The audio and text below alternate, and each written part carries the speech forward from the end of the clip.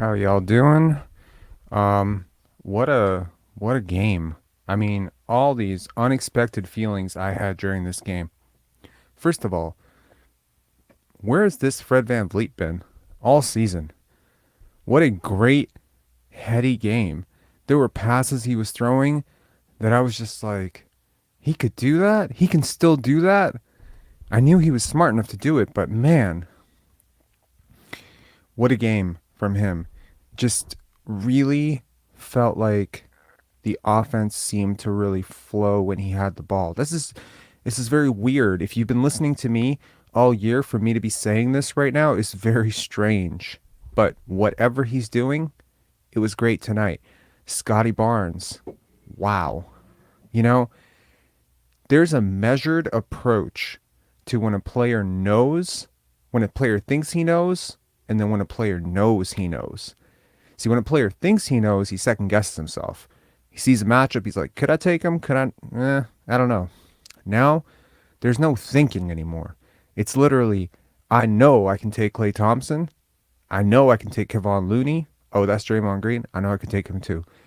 What a gutsy performance from Scottie Barnes. Just really efficient, hit those first two threes. Really feels like his game is really rounding out. Where almost every single night, if not every single night, you can guarantee that he is going to be positive with the ball in his hands. I like those point Scotty minutes tonight, but I really like those point Fred minutes tonight too. So that was really good. Let's talk about some more positives. Precious Achua, another good night in a row. You know, not quite the impact defensively I was expecting from him, but offensively he's been tough. He's a lot more fluid than maybe a lot of people realize. I think a lot of the offseason work is really showing up with him. Gary Trent Jr. took a lot of shots in flow, and I really like that. The bench, I mean, it's tough. You lose OG Anunoby, very awkward fall, very scary. I'm looking at that. I'm like, just looking at his face when he fell, that was tough. Like, it was really tough to watch him just sort of slowly gather himself. X-rays come back negative. It's a wrist sprain. Raptors are pretty secretive when it comes to, generally very secretive when it comes to injuries. There are guys that somehow miss like 6 months with an ankle sprain. Then there's guys who miss like 6 days with an ankle sprain. It's a little bit hit or miss in terms of how much they're willing to tell you, but hopefully that's not as bad as it looked, because it looked really bad. The fall, the elevation from which he fell, the force from which he fell. There's an old saying, the bigger you are, the harder you fall. Hard to find someone bigger than OG Anunoby. And when he falls hard and he falls awkward. Just, I gotta be honest, when I first saw that, I was like, is this going to be one of those stretcher situations? Because it looked like he was motionless. Falls like that can shake you as well. The Raptors defense has made a habit routinely of giving up 50+% from the field. Now I understand against the Warriors, really a high octane offense, right? The Sacramento Kings last night though, or 2 nights ago, really high octane offense too. What they did against the Kings, it's hard to compare the Kings and the Warriors because there's a very big gap between the offensive pedigree and toughness of a Steph Curry versus a De'Aaron Fox. I don't think it was necessarily Steph Curry who completely killed you tonight. Let's take a look at the box score for the Warriors, right? They get a pretty balanced attack. Yes, Steph Curry does a lot of damage with 35 points, but you give Klay Thompson 29, you give Jonathan Kuminga. I think those were the most baffling ones. Kuminga and DiVincenzo just sort of got wherever they wanted on the court. They limit Curry to, I mean, it's hard to say you limited him. He came on late, but for a while there, he was pretty much doing most of his damage inside, right? But 35 points, 11 assists, really solid night from Steph Curry. The Warriors shoot 56%, 55.6% from the field, and nearly 42% from three. You didn't stop anything, right? And I'd love to tell you it was just great offense, but more than anything, I think it was just really bad defense for a lot. For the Raptors, really competent game. Scottie and Fred VanVleet, They combined for 52 points. I mean, you love to see it. 52 points, 15 assists between the two of them. Fred VanVleet, I mean, his numbers over the last little while have been really staggering. You can argue, I wish he didn't dominate the ball as much. But, tonight, there were just times where he dominated it a little bit, and you're like, But then he passes it up. You're in transition, he passes it up. These are passes that we've been begging for him to make all season. Smart, quick passes. So if Fred VanVleet played so well, Precious Achiuwa played so well, Gary Trent Jr. played so well, here come the spammers. Uh-oh. It's gonna be there. I have a feeling the spammers are gonna hate me today. This was about as bad a game from Pascal Siakam as you're gonna see, offense and defense. Played hard. You can say played hard, sure. A lot of decision making, just brain farts. There were a couple plays down the stretch where he gets the ball and he's just surveying, and there's like one opportunity open, boom, misses it. One opportunity open, boom, misses it. Makes a pass, it's not a pass. That awkward play between Scottie and Pascal, where Scottie passes the ball and Pascal just, I mean, we know Scottie did not pass that off target, right? He was looking right at him and he just, where's the concentration, man? This entire month has been pretty bad for Siakam. There's been like a couple of really good games that have sort of kept the averages above water. But every other night, you don't know what you're going to get from this guy. Offense, defense. I don't know what's going on. But this was not a good game for Pascal Siakam. Just really, I mean, the box score is not telling you the entire story of just how aggressively bad this was. But to go 21 points on 26 shots, 1 for 6 from 3, 7 boards, 3 assists. It's just not what you're expecting. 0 turnovers. He got to the line 5 times, but it's just not what you need from one of your better road performers. That's the crazy part. It's not like he's not a guy who struggles on the road. I mean, he's a pretty good player on the road. It's just, Tamberlin's right. There's blow-bys. Jason Williams saying Pascal not ready, Pascal not it. I mean, I don't know, man. This was just a tough. It's just your entire team showed up, and you had this. And if you're serious about making up some ground on the records this season, I feel like these are the games you need to get. The Raptors, for the most part, have been shooting so much better. I mean, do we remember just a few weeks ago where 22%, 23% from 3 was pretty much the norm? I mean, they're consistently shooting mid-30s, high 30s. By the way, guys, to everyone who said, oh my God, the Raptors don't have any shooters. It's the same dudes. It's the same dudes. What's changed? What's changed? The ball movement's changed. The places where they're getting these shots has changed. So I think that was really the story tonight. I think the Raptors played a pretty good game. I want to be honest there. I think they played a pretty good game. Defense felt disconnected. I think that's what did them in. Offensively, though, apart from Siakam making a couple more shots, I mean, what more do you want from this team, right? Masai Ujiri, Bobby Webster in attendance watching this game live, and you got to look at them and just say, are they on the fence about this? Because if they were on the fence about this, you just saw a team that's pretty much firmly in the lottery. Now, I know that's a little disingenuous. The Warriors starting 5 is just really good. But this is not the Warriors from last year. It's not the Warriors from last year. They've gutted out a lot of their depth, and their bench outperformed your bench for the most part tonight. I don't think this is a bench issue, to be honest. I think this is just, I hate to say it, I feel like this is a Siakam issue. This is an entire month.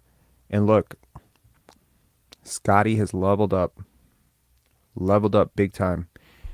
I want to talk about that more towards the second half of the show. A very interesting player comp for Scottie Barnes. Did a lot of digging into his numbers. His numbers have honestly gone. I want to be clear, just to introduce the topic before we get to the callers. It's nice to see NY4 Raps and FA in the and Mo Tibbs there. Just to introduce this subject before getting into it a little bit later, before we get to the callers. Scottie Barnes started the season around maybe, I want to say, the 80th to 85th best player in the NBA. Okay? Right? He's 21 years old. You're like, yeah, it's not great. It's not the jump we were hoping for, but it's not terrible, right? He wasn't terrible. I feel like a lot of the stuff was overblown. Some of that stuff is continuing to be overblown. We'll get into that too. Today, my messages blew up like, oh man, you thought you hated Doug Smith yesterday. You're going to hate him more today. Yeah, I saw it. I saw it. We'll talk about that later. But he went from being an 80th to 85th best player in the NBA to, now hold on to your butts here. In terms of the impact that he's having right now, it's very, very easy to argue that he is having the impact of a top 30 player in the NBA right now. Is that big? And I want to be clear. Jumping 55 spots is not easy when you're the 200th best player. You jump from 200 to 150 or so, that's tough, right? But once you get up there, going from even 20 to 15 or 30 to 25 is really difficult. Is really difficult. So the jump that he's taken, the impact he's having on his team when he's on the court, consistently leading the team in plus minus every single night almost, is routine. The lineups with him, this rotation that they have figured out with him in the second unit as the point guard, him in the first unit as the point forward, this works. Whatever this is, wherever it came from, whoever thought of it, it works.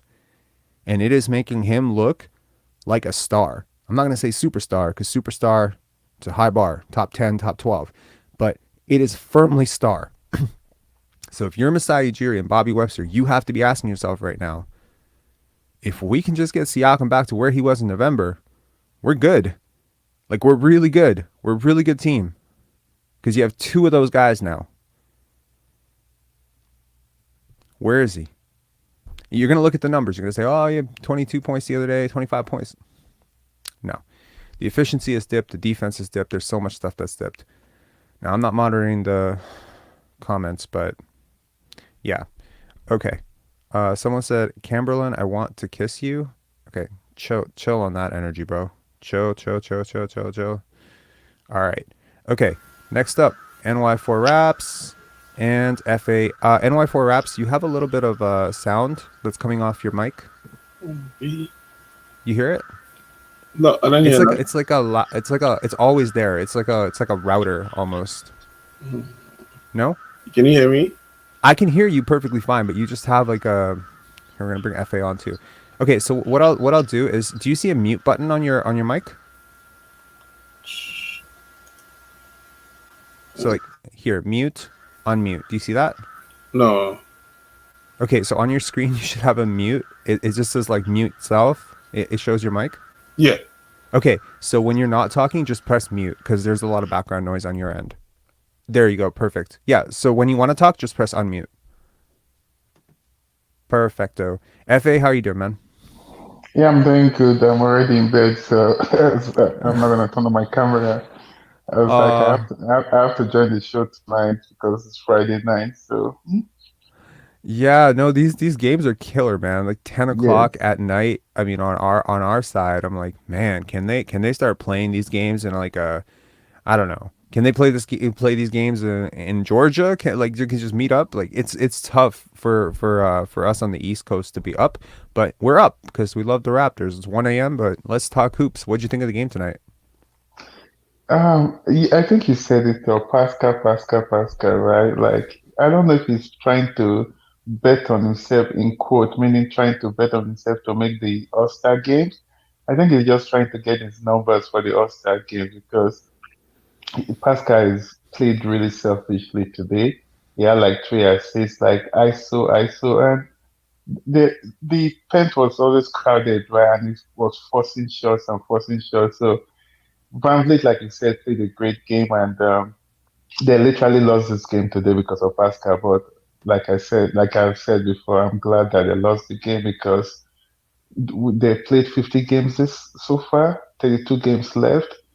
If they win, they're not going to win 24 of those 32 games. If they win 24, it's going to be 46 wins. And that's still likely going to be playing in the East, right? So Mm-hmm. where do we go from here? There's no point even. I think that with OG even hurt now, right? They're going to lose more games. So they need to make a decision one way or another really quickly.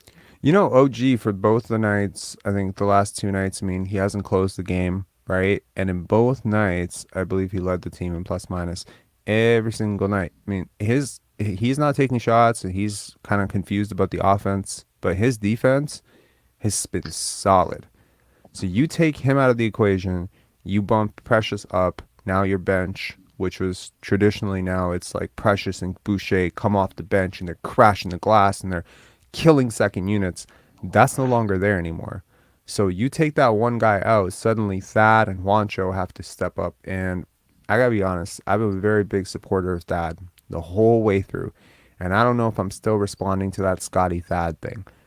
But man, it is hard to not see how much his defense is really taking a bit of a dive. I know he had that like brilliant deflection, and he's still long. He's still 7'2" wingspan. But man, like his like man to man defense, point of attack Mhm. defense is really really falling off. So the whole Raptor team itself, I think it's a multifactorial issues going on. Too much one on one. So Mm, last season it was VanVleet doing one on one to get his numbers up so he could go to the Ulster game. He got into the Ulster game. This season he came up and said he was going to now start passing the ball, which he never started doing from the beginning. mm-hmm. Then if you look at today's game, Pascal wasn't even giving the ball to Scottie. When Scottie had the ball, we were rolling. And Van Vliet got his 10 assists, not from passing the ball to Gary Trent or Scotty, or more from Pascal or Pascal Ashford didn't make 10 shots, so I mean, obviously, I think like he had some really good. He had one really good dish to Barnes to when he Barnes. found Yes, him underneath. I think he underneath. found Gary once as well.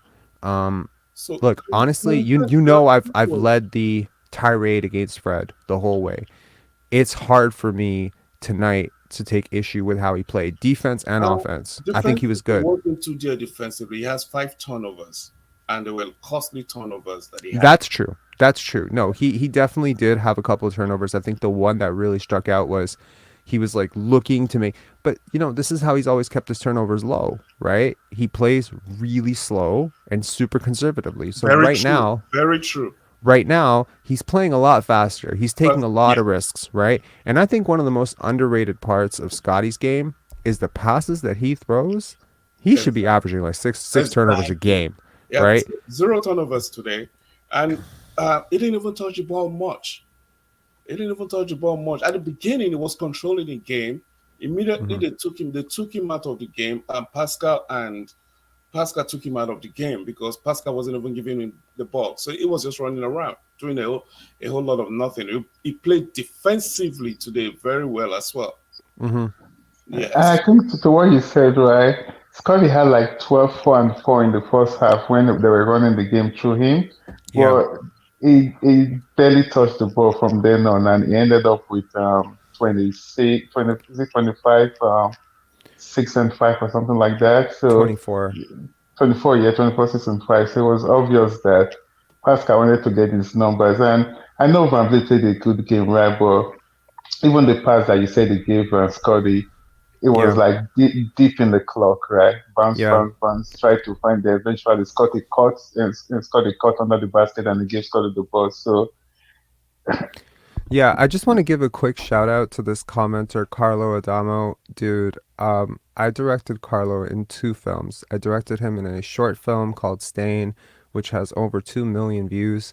Not a good like a great performance from him, but not a good role. Very, very bad dude in that film. And I also directed Carlo in a feature that's coming out in a few months called The Intersection, and he's one of the leads in that. So thanks for great. commenting, Carlo. I've actually seen your comments a few times. It's always weird. There's a community. I used to run a dog walking company. Fun fact: I used to run a dog walking company like 4 or 5 years ago. I see one of the clients from the dog walking, two of the clients from the dog walking company consistently commenting, and I'm just like, I wonder if they recognize me with the beard, if they know it's the same person who ran that company. But it's just really it's really interesting how basketball intersects so many people from so many different walks of life. So thanks a lot for your comment, Carlo. I Um, think I think the good news is that with OG being hurt right now, they're likely not going to trade him. So Fingers They have crossed, to. man. I have been losing a lot of sleep thinking Oh, me every time I'm too. gonna wake up, I'm gonna see an Me OG too. Anunoby trade, and I don't want that to happen. Yeah, exactly. Exactly. So, and another thing again is where do we go from here? We have Pascal playing 40 minutes tonight, VanVleet 40 minutes tonight, Scottie 37 minutes. Quick turnaround tomorrow night. Exactly. We're going to play again tonight, 10 o'clock again. So, And the hard part of this is like if I really want let me be fair, honestly, I want them to trade Pascal and Van Vliet seriously because if they don't trade them and they bring them next season, Scott is not going to develop into his full potential. Scott is 21, right? If you don't develop him right now, he continues playing like this, then he's not going to be the superstar that we want him to be. He's just going to end up becoming a star. I mean, look, what I said earlier holds true, right? He has been, in my opinion, a top 30-ish guy with these guys. Now, we can argue, some people would argue, maybe he wouldn't be that if they weren't there. Maybe he wouldn't be that if he was getting all the attention. no, I could argue the way be better this guy than that. passes, he It might will be be even better. better. It'll be So better than that. Yeah. And he could be. if you He put could be. pieces around him, oh no. But I think like I made a FA on you follow me on Instagram, and I made a really I want to say an interesting post, and I want to talk about it later because we're gonna get into Scottie a lot in the second part of this. Once you get through with the callers, we're gonna get into Scottie because I think there's an interesting comp for him that I think people should check out, and I think that there's also like some very interesting analytics stuff that's coming up with him, but also I think his development is something that we need to talk about a little bit more because it's not just about, I mean, we've been keeping the development talk pretty rudimentary. Get him more shots, get him a bigger role, make him the point guard, get Fred, out of the way, all this stuff. But I've always been firm on this. He needs shooters. He needs shooters who make quick decisions. He needs movement They need shooters. shooters. Yeah. When Gary and Fred are playing like this, they're helping him a lot. I'm telling you, Yes. Gary, Fred, when they play like this, and Precious cutting, Boucher cutting, Juancho spacing, this is the model for how you need to play around Scottie. Now we can Exactly. talk about pecking order all we want, but you know what? Here's the thing. I feel like I saw Fred let Scottie initiate the ball, initiate the offense more today than I did 3 months ago. So maybe it's not as much as we want it to be, but it's way better.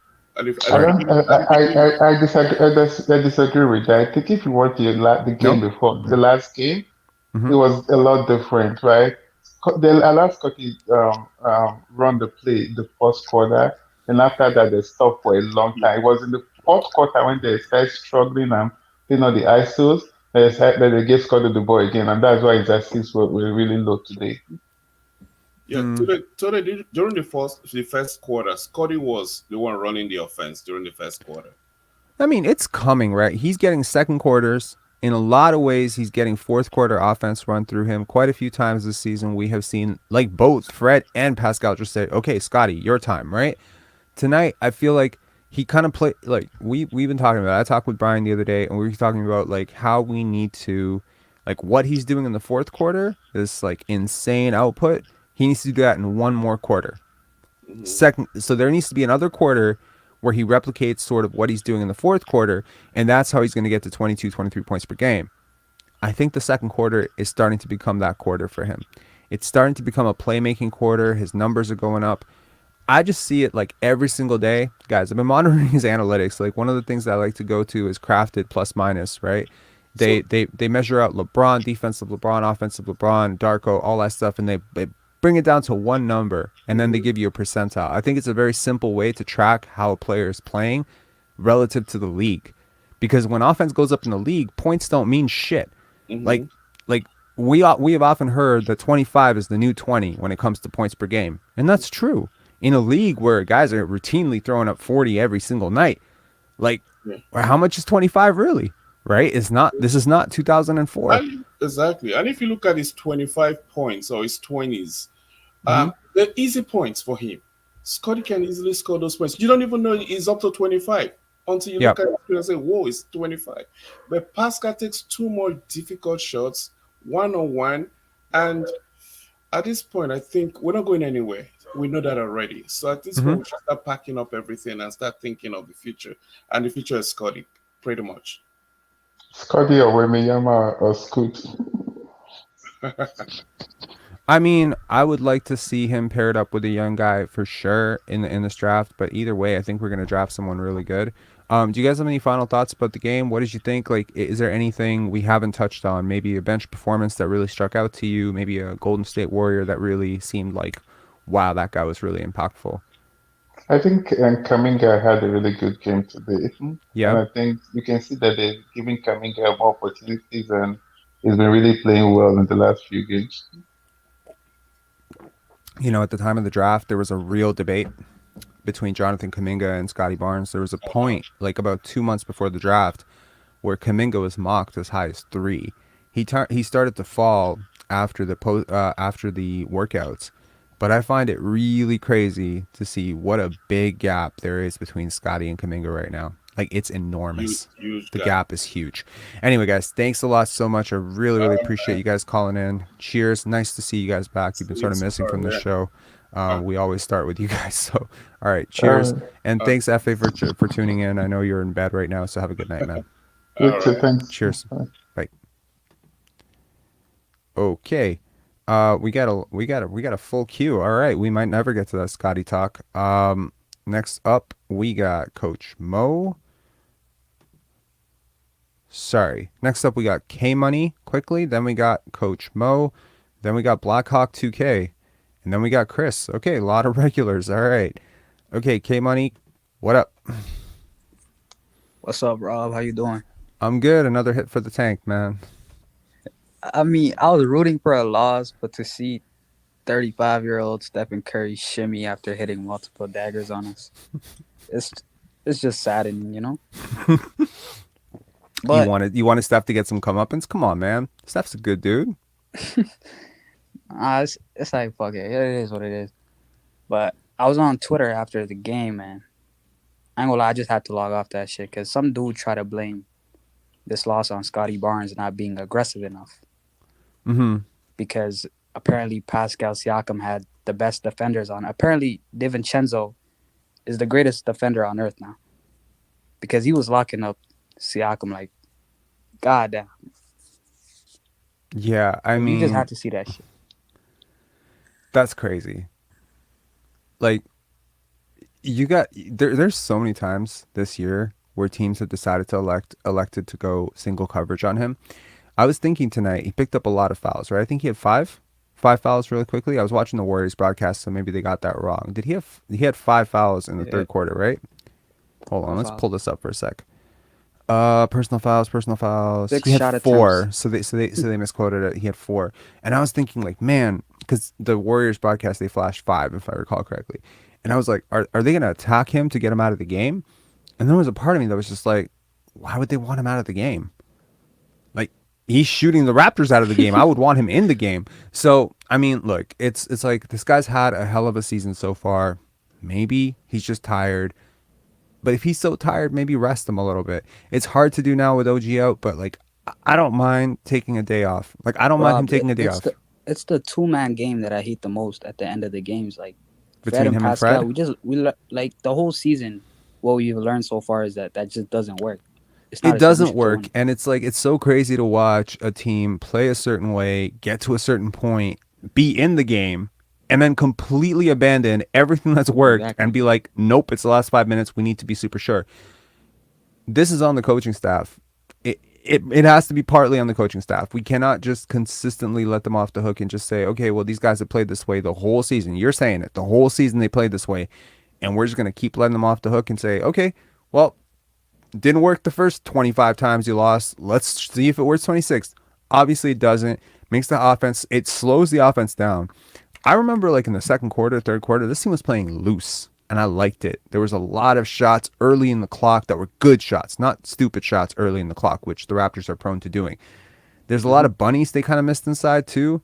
A lot of them from Siakam, but you know, Scotty missed a what was it? I mean, Scotty to start out the Scotty fourth was quarter efficient was tonight. really bad. He picks up, first that I don't think in all my years of watching basketball, I don't think I've ever seen a double dribble like that. Maybe I've seen one. That was weird to watch. It's just a mistake, but I'm hoping he doesn't end up unshacking a fool for it. And then the next time down, I think there was a missed three, and then there was a missed layup. So it was like he got off to a really bad start, but he redeemed himself a little bit later. I don't know, man. I think just toughness. You need offensive toughness. Late in the game, you need some direction. The Warriors were going to Curry. They were going to go to Curry, and he was going to do their stuff. The Raptors went to Siakam. I think there's a really big gap between those two guys. Huge gap. Yeah. Also, I just wanna understand why Gary Trent didn't get the ball basically the whole fourth quarter. Like the guy who's been Pecking shooting so order, well man. for you.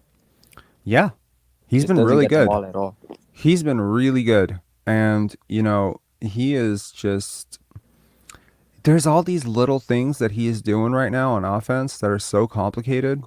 Like bumping on guys, turnarounds, 1 foot in the paint, 1 foot dancing around. There's like a package, like a full package. This guy's turning into like, A mini I don't want Klay to say, Thompson. I don't know about that, but I mean, like there's a little bit of DeMar coming out in this game, you know, like in that mid range, like a little bit of that footwork stuff.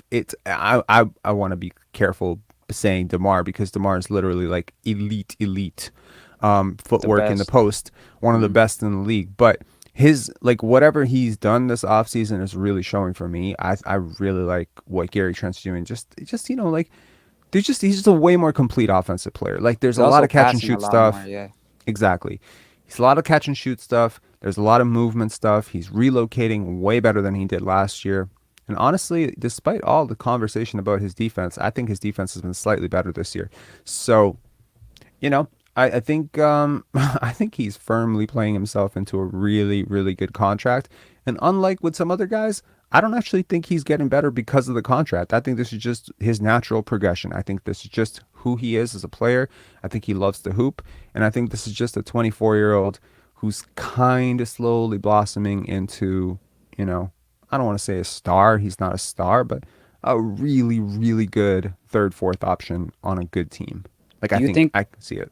Do you think we should offer him that $25 million contract? You're not getting him for 20. You're not getting him for 20 at all. Like 20 is pretty much his current deal. Like he's looking easy looking for like 28 to 26.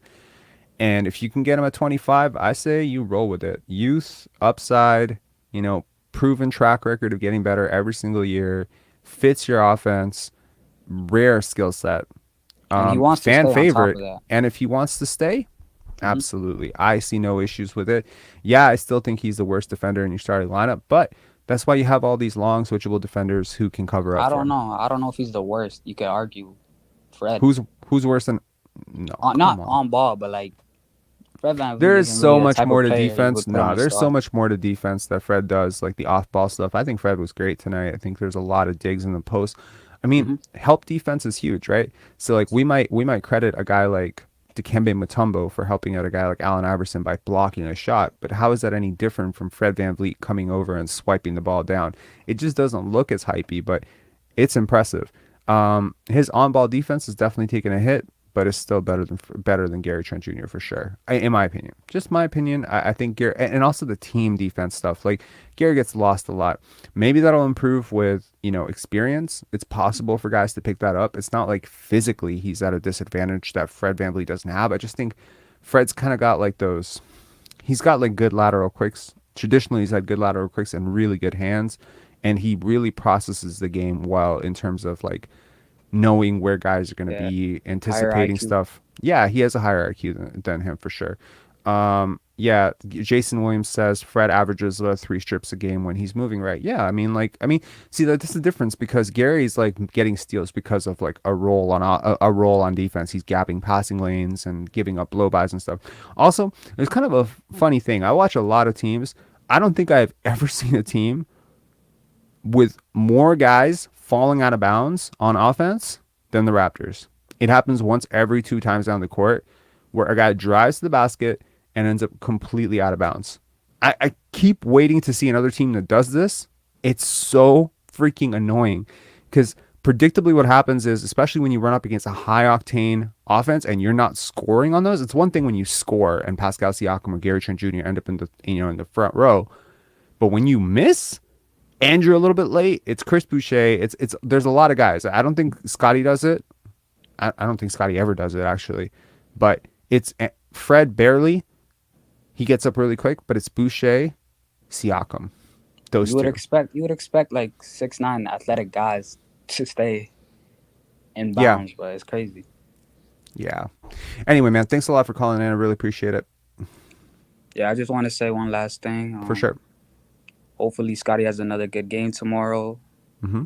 and Dame goes off for 60 and we lose. I'm looking forward to the tank. 82. Cheers, man. 82. Can Dame put up 82? I feel like, look, 81 pretty much got Sam Mitchell fired, right? So 82 might get somebody traded. Fired. I feel like you need dramatic stuff for shit to fold, right? When there's so much tension in the air, you need something terrible to happen. I don't think it's going to be enough for Dame to put up 40. I think he needs to put up like 55, double nickel, Jordan style, right? He needs to do something Kobe's crazy. 82. 101. Why stop there? He could do it. He could do it. Just pick and roll, He's been spam going pick and crazy roll if with you've been watching Nurkic. him. Siakam goes under. Yeah, I mean, look, I don't. Honestly, man, with the number of guys that are going off for these massive explosions, 62 points, like so Donovan Mitchell, he put up 70. Donovan Mitchell put up 70, right? 71. Jesus, it feels like if there was ever going to be a season, and scoring's going up every single month so far. I don't know how that's happening, but it just keeps happening. So I feel like if the defense continues to be as bad across the league, some guy is. And to be honest with you, Rob, we need a player like that, player that can go off for 60, can go off for 40. I personally prefer to watch teams that play like the Showtime Lakers, where it's like two guys are going to go 30 and one guy's just going to run the whole thing. Worthy, Kareem. I love that. I know we don't have a Kareem unless we get Wemby. Mm-hmm. I know we don't. I mean, we could have a Worthy in Pascal Siakam, but you need that magic. And I feel like you have a little magic in Scottie. Yeah. Just, I'm liking how much more he's touching the ball, really. I know that FA and NY4 Raps they don't see like he's getting on ball reps a lot more, but to me he's like consistently, I feel like he's running point a lot. So I like it. Anyway, man, thanks a lot for calling in. I appreciate it. Peace out, man. Have a good night. Cheers. Okay, next up, Coach Mo. Coach Mo, how you doing? Thanks for staying up. How you doing? Yeah, it's a Friday, so I don't have work tomorrow. So there you go. I think Hefe said the word about Pascal's game today, and the word I would use, and I don't use this lightly, I rarely use this word, but he played selfish today. Today, I thought it was a selfish game. It's like I need to get my numbers. I need to hit 25. And one thing I heard on the broadcast, Matt Devlin was like, "Oh, they need to get Pascal going," and then Leo Routens on like the transition between quarters, the little conversation they have. He said, "Oh, they need to get Pascal going." Why do we have to get Pascal going? Spent an entire season brainwashing the fan base that he's an MVP candidate. Of course, you need to get him going. Why does he have to take 20 plus shots for us to win? It's like, and if there are nights it's not going, it's not going. And Jason Liu is back saying, "You are wrong, Rob." But what? Okay, Jason Liu. Good for you, man. You have an opinion. Just don't start spamming again, all right? He thinks I'm wrong about Siakam. He's like pretty much Siakam's biggest, supporter, and every single time Pascal's brought up, like. Yeah, let me tell him about Pascal, his boy Pascal. Pascal started the season playing legitimate top 10 ball. Bro, are you looking at the screen right now? Me? Are you looking at the screen? You are wrong, Rob. Yeah, I'm saying that. You are wrong. Oh my God, this is so funny. You know what? We're gonna troll the spammers by putting the spam on the screen. Keep it coming, man. Keep it coming. I'm in a good mood right now. Let's keep it coming. Nothing's gonna bother me right now. Anyways, go ahead, Mo. Sorry to bother you. Yeah. One thing I want to mention is, and you talked about it, and I was having that thought in my head during the game. Mm-hmm. If this month is any indication of what's gonna happen in the near future, Scottie being our best player does not seem that far away. And he is your best player right now. He's I gotta be honest. Player this month, very clearly, he's been our best player this month. And this pecking order stuff needs to fly out the window soon if this continues to go on. And I'm sorry, I'm dying, dude. Look at yeah, the yeah, comment. This is so funny. your movies are made. I don't think they've watched a single one of your movies. Yo, I let these dudes ruin an entire chat once because I was like taking it so seriously. I was like, oh my God, how could they do Yeah. this? But this is just funny at this point. I mean, you guys can just like go to bed, bro. Like, stop making spam accounts. Like, are you insane? Stop it. Like, grow the fuck up. Like, we're talking basketball. I'm not saying the guy, like, I mean, there's some really rude comments about him and stuff. I just think that he played a bad game. You think he Horrible played a game. good game? Then I mean, good. I mean, put us one step closer to Scoot and Wemby. Yep, yep, So yep. whatever, man. And, Thank you, Pascal Siakam. sure. I mean, Because he when we doesn't play this way tonight, honestly, we probably win. Like, I feel like the 12 points is a little disingenuous. We were close. Like, we were yeah, leading or close in this whole game, you know? And and it's just like, and this whole he's tired thing, this whole he's tired thing is funny to me because he's not tired on offense. He's not tired hunting for his shots. I mean, you know what? One of the funny thing is, every shot that he hit, that he was shooting today was long. When you're tired, you get short. Yeah, Like, everything's front rim when you're tired. He's not like, it's not tired. It's just focus. Tamberlin hit on it earlier. I think she said it's about focus with him. Right now, it feels like it is about focus with him. Like, it just feels like he's not there but it's mentally. like what Okay, Mike, Mike, please stop that. Do not, like, please not. No. Sorry, there was a comment. Send him back to somewhere. Don't fucking do that. You're getting blocked the next time you say that shit. I just read a comment and it said Scotty's not consistent and he's young. So what's Pascal this month? Are we blaming that on youth, or when Fred had basically a bad entire calendar year? This like they keep bringing up youth, and it's like, okay, so what are the other two guys' excuses when they stink the joint up? It's like that stuff right there bothers me, and it goes back to People your see what rant they want to about see. youth and inexperience being used against some people, and then, but one thing that really bothered me with Pascal's game was when OG unfortunately got hurt and he came back into the game, he just hijacked the entire offense. And we had a good rhythm going, and it's just like his need. And Fred does that sometimes, but I thought Fred played a great game, and I agree Yeah. with you. Fred made plays, he made passes. I was like, wow, he can do that. hmm That's No, in him. I agree with you. Like you and I are probably like leaders of the Fred VanVleet anti Fred club, and it's just like it's wild to watch a game like this. Yes, Like, people think I just like hate the guy. Like, I don't hate him. I just know that he can play so much better than he's been yes, playing all year. And it's just like what he's doing tonight, it's not because of hot shooting. I mean, yes, it helps yeah. that he's hitting his shots, but the ability to move off the ball when he needs to be, to make these quick passes, like, what the Did you see that pass he threw to Scotty ahead at the half court yes. line, and then Scotty darted it to Pascal at the top of the arc, and then Yes. Pascal threw it to Gary in the corner. It's so simple. Just let go of the ball. I feel like you're quoting Scotty at this point. Scotty is just like consistently is like, basketball is a simple game. It's so easy. It is so simple. Stop dribbling it all day. Yeah, Trace 124 says Fred is learning to be a point guard slowly. Um, Seriously, I mean, like, he knew. He knew. He's done this before. He did this in the G League. It's not like he hasn't always been this And then he's going frustrating. to It's revert just, back, though. Tomorrow he's probably going to revert back. It's just this weird thing. I mean, you know what? I feel like not only have his numbers been better recently, Yep. it feels like he's been better too. Like, it's not, I don't care about numbers. You know me. I don't care about Yeah, yeah. these, 30 points, 39 points. I give a shit. Like, I don't care. It's just how you're playing, how you're impacting your team. I feel like he's impacting his team wins more. I really liked his I really liked his compete level in the previous game Mhm. on Deer and Fox. Like, I think that a lot of what Domantas Sabonis was going through in terms of, like, just the congestion in the paint. Yeah, a lot of that had to do with the length, but a lot of it also had to do with Fred just consistently digging down on him. So I think his two-way impact is up. Whatever reason, it doesn't really matter. Sometimes you just need a guy to get out of his own way. Maybe, there's like we've all spent a lot of time shitting on his JJ Redick podcast, right? Because a lot Yeah. of it felt fake and Yes, and yes, yes. disingenuous and hmm not true. But Timing I was learned timing too. The timing of it.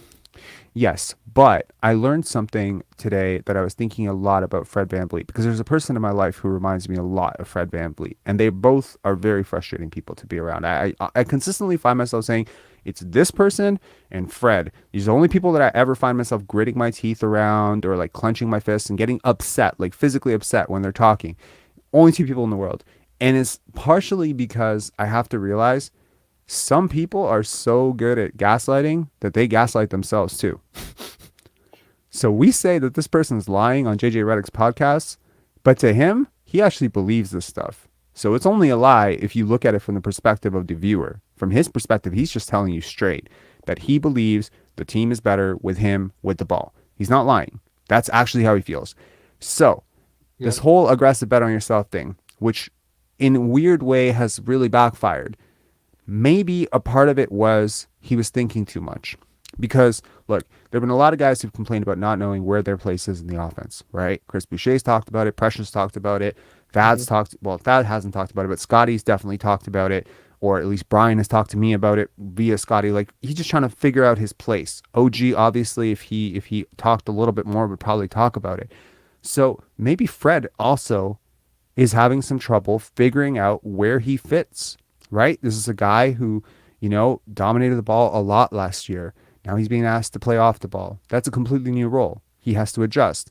But now he's like, okay, well, I'm adjusting to this new role and my numbers are down.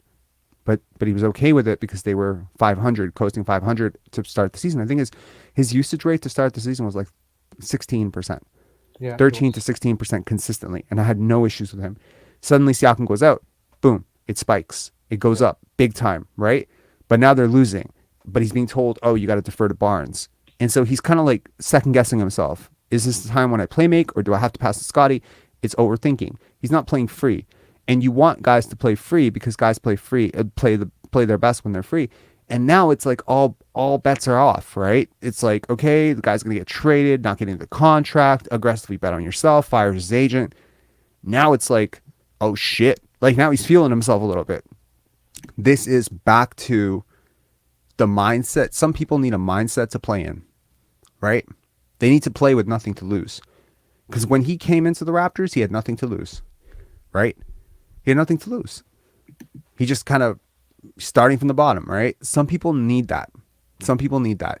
So now it's like, maybe the team's turning on him a little bit. I'm just hypothetically, I'm just Yeah. saying, if No. that's happening, team's turning on him a little bit. Some people need that. Be like, oh, some people just work best with their back against the wall. I think it also helps that Barnes is playing really well, so it's easier to defer to him. I think it's Yeah. easier to let go of the ball and be like, okay, this guy has it. This guy, he's legit. He's playing legit ball. Mm-hmm. I just also think Pascal has taken 50 shots the last two games. I mean, that's Mm-hmm. even if he's rolling. I mean, the shot distribution, it's so unbalanced. Gary was really he had it really going early, and they just stopped. He never saw it. Like after like the first quarter, it was like I remember I wrote down the stats. It was like Pascal was 3 for 15 in the first half. Mm-hmm. Barnes and Gary were 9 of 13, and it's like after the second quarter, neither of those guys saw it, and it's just like, and that's why I don't like Siakam being considered this offensive hub. I just don't think he makes quick decisions. I don't think he's a good enough playmaker for this Helio Siakam thing to go because I think that's taking us nowhere. He over dribbles. He doesn't read and react quick enough. I just don't think that's a good brand of basketball. I agree. There's a sizable gap between him and the guys who play play the Yes, helio ball really well. really well. Guys like LeBron, guys like Luca. Just see And how those fast guys they and move those off the guys ball. Harden too. and they can Harden, but they can Jokic. play in the fourth. They can play in the fourth. Siakam falls off a cliff in the fourth. The physicality picks up and he's gone. Yeah, I mean, look, there. You can't even run It's that in the fourth it's a quarter. it's a feeling out process. I think if you're a Raptor fan who's kind of wondering, okay, we're more than halfway through this season, we're well below 500, right? There's also like some people like to say, hey, this team turned it around last season. How far are we from the trade deadline right now? We're less than 2 weeks away, right? It's less than 2 weeks. It's about 2 Mhm. weeks or less than 2 weeks. Yeah, it's about 2 weeks. It's just past 2 weeks. It's Okay. Thursday. Do you know what our record was at the trade deadline last year? Off, if you had to guess. Maybe like Give me four an games above above. 500. Four We games were, above I 500. believe we were. Okay, chat. Does anyone know what our record was at the trade deadline last season? Let's see. This is a trivia moment. Actually, you know what? I take it back. We were like 500 or one game above. Because I You're know we wrong. ripped it off after the All-Star break. We just went ham. You are incorrect, my friend. What You are were we? incorrect. Come on, chat. Someone's gotta know what was our record last year. TS says 6 games above No 500. way.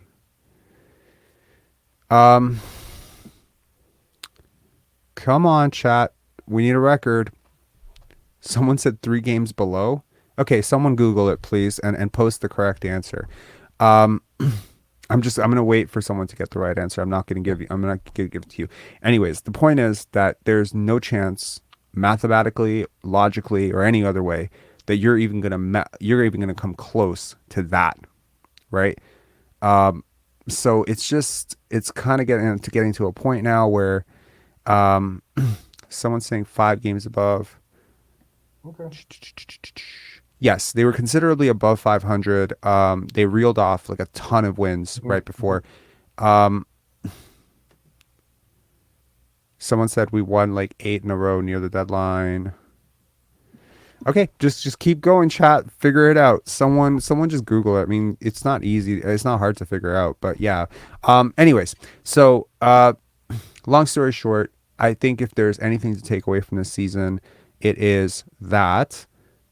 Here's another option here, 27 and 23. It's close. I think that's very close, but it's a little bit above that. Precious has played well. Yes. OG has played well in parts. Yeah. Scottie has finally turned it around. Yeah. I would feel a lot more depressed about the season if those 3 guys were not playing well, especially because I see those guys as part of your core going forward. And I think you have seen very promising flashes from Christian Koloko. yep. You have all your draft picks. Siakam has emerged in a way. Fred VanVleet has sort of rehabbed his But value, yeah. and you're losing. So I think Yes. if I wanted to be anywhere, like 3 weeks ago, it's like, man, where do I want to be 2 weeks before the trade deadline? Exactly here. Maybe 1 or 2 more losses, but yeah. Where, but for those who are fighting for the play-in or want to get additions for this team or this core, where would Mhm. this team, where would this franchise be? Where would we be as fans if the team didn't pivot to the tank and got a Scottie? Where would we be? Scottie saved this franchise. In so Because many we were ways he going did. nowhere with that core. Absolutely nowhere. Yeah, And I agree. if you think of getting Scottie and pivoting to a tank that year, why Mhm. not pair something close to Scottie? Because you're not the talent level Scottie is showing right now, Mhm. the level of prospect he is, you don't find that outside the lottery. You rarely do. Right. You get Jokic, you get the occasional unicorn outside, Mhm. but that's lottery. That's top 5, 6 type player.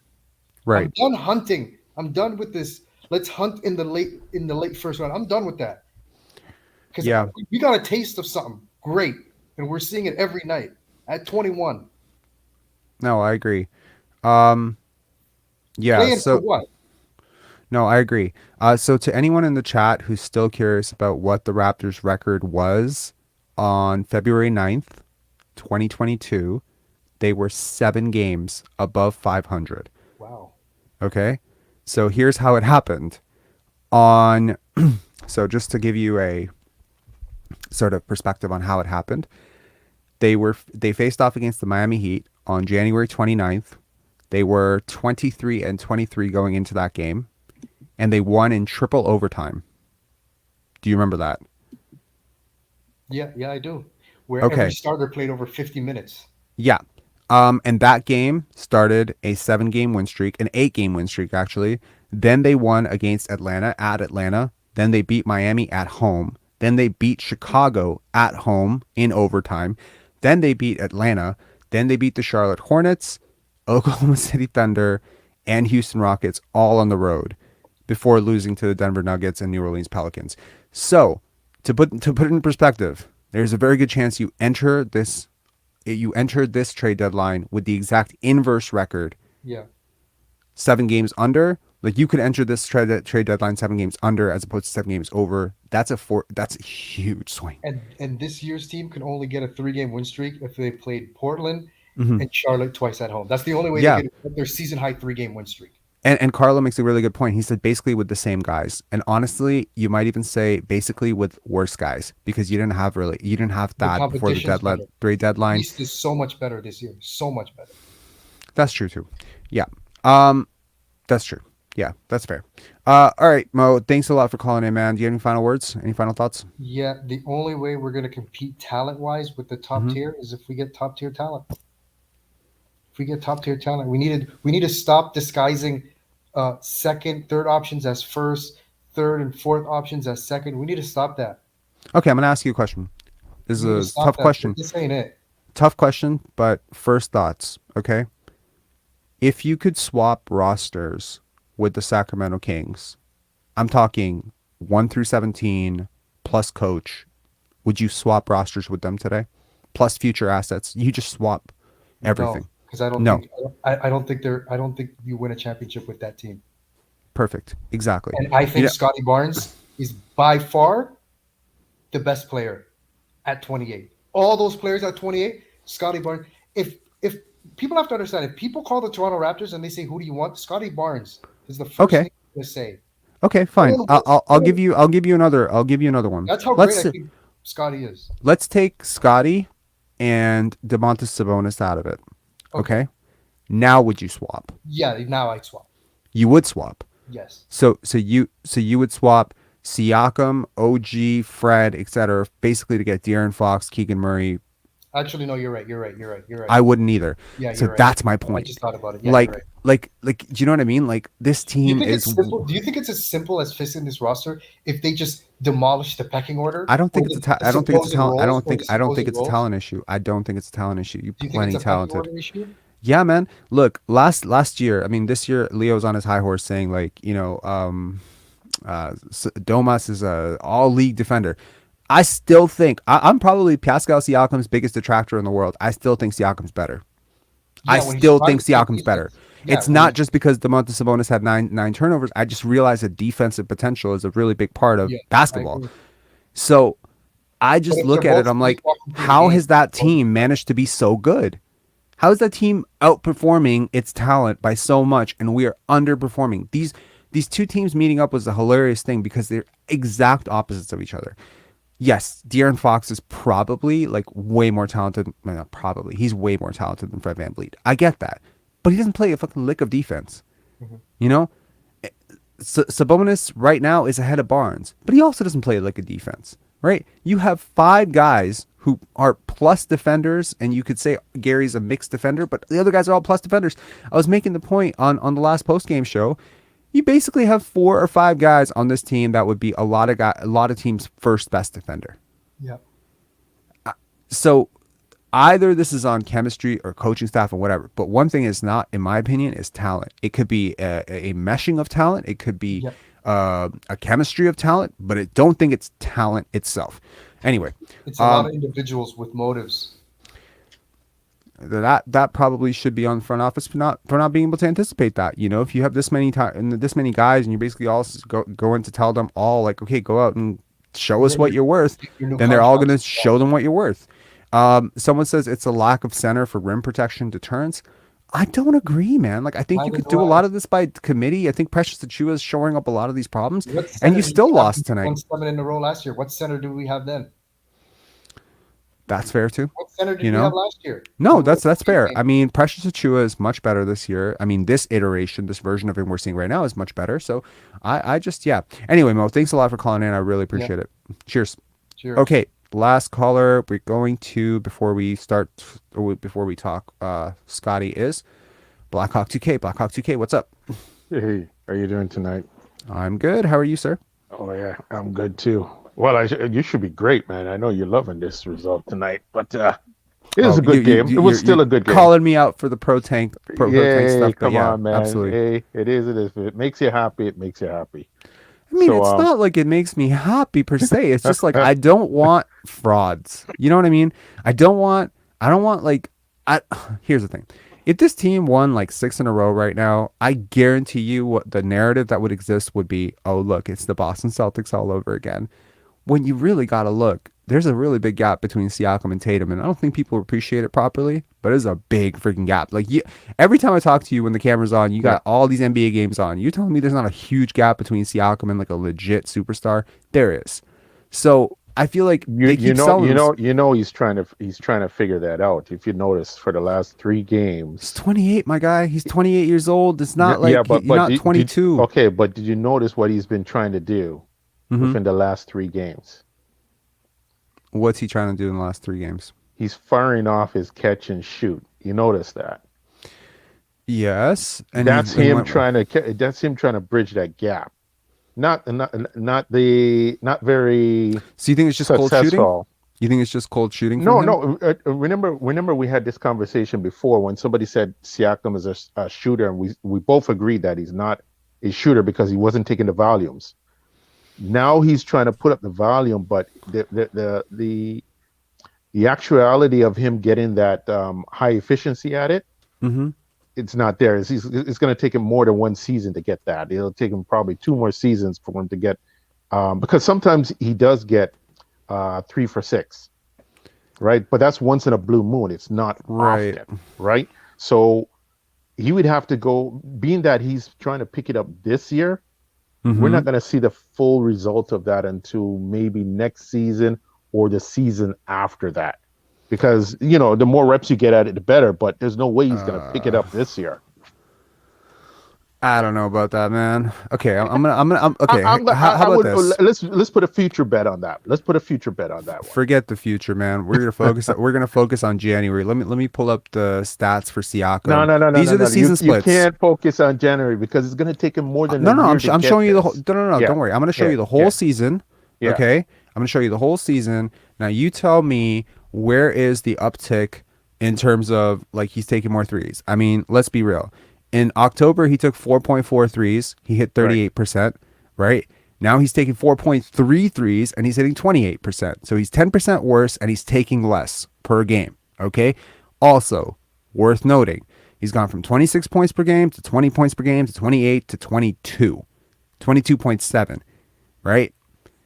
Granted, I mean, like, It's not going to pretty- show. It's not going to average out higher.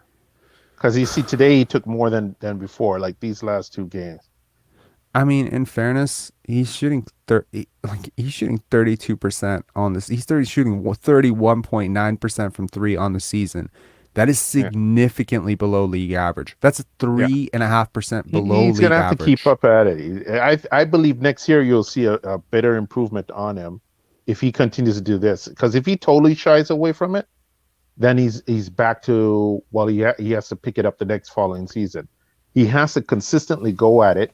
People are not gonna like it. I mean, this is a sizable sample. We're talking 13 games. This is the second most games he's played in a month. Look at the steals. The steals, 0.4. I mean, he's been consistently at 1 every single game. Right. And now he's like, I mean, okay, he's up on blocks, right? So you could say, okay, well, he's playing maybe a different role, right? But the turnovers are up. This is the highest turnover month for him. It's the lowest. It's the lowest efficiency month. It's across the board. Okay, let's not go that it's the different role for what's happening. Let's go defense wise. Defense wise, it's the circumstances because, like you saw him get the block in the previous game, right? When the person came up.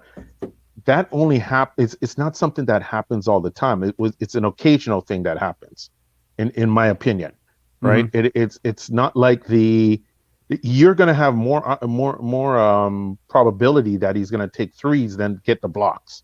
You're going to have more probability that he's going to take more attempts at the threes than get the steals because that opportunity has to present itself for it to happen more than the threes. The threes are there, but for steals and blocks. Yeah, it's not. Maybe you'll get 1 or 2 per game, or maybe none. It's don't just even that think I rare. care that he's making shots or making steals. I don't care about that stuff. To me, it's like two things. Number one, it's the ball stopping. That's always bothered me. It bothers me more now that he's shooting less efficiently and making worse decisions with it and playmaking less out of the positions. It has Second part been is defensive. inefficient. Yes, Inefficient. and the second part is defensive awareness. I'm talking off-ball stuff. At least twice every single game, there is a clear back door, and he just does not see it, does not turn his head, does not rotate, does not come up on a screen, and it's just a three. And I mean, I'm telling you, in games where you're losing by 2 or 3 points, those plays where you didn't even try, they really haunt you.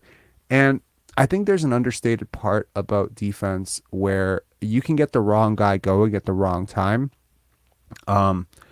Sometimes, basketball is everything's about momentum, right? In basketball. Correct. So you have a play where, like for instance, you take a really stupid chance and you give up like a 2-on-1 and it's a monster dunk, especially on the road.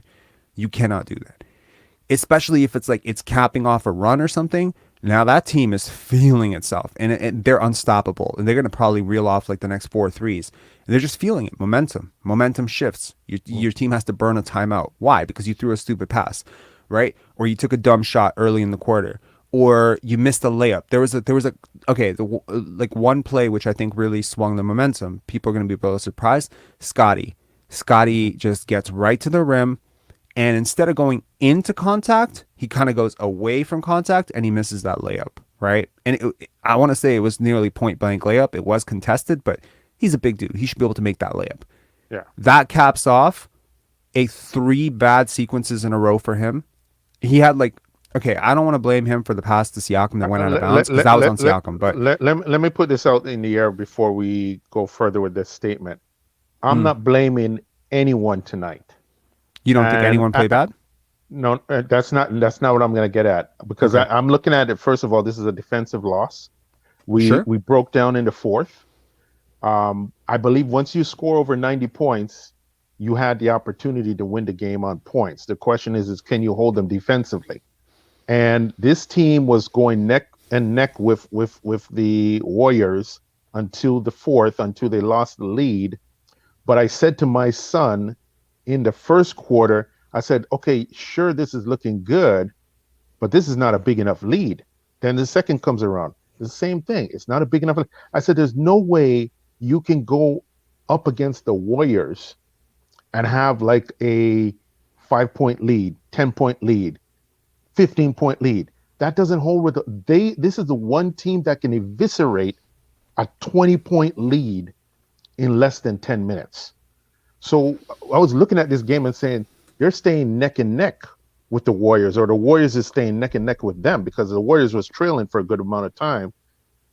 There's no way that they were going to win this game because if you can't put some distance between the Warriors, they're going to come back at you and come back at you hard and fast. Look, I think there are certain teams that you just don't want to mess around with on defense, and the Warriors are one of them. But another one is the Sacramento Kings. Right. Their high octane offense. Right.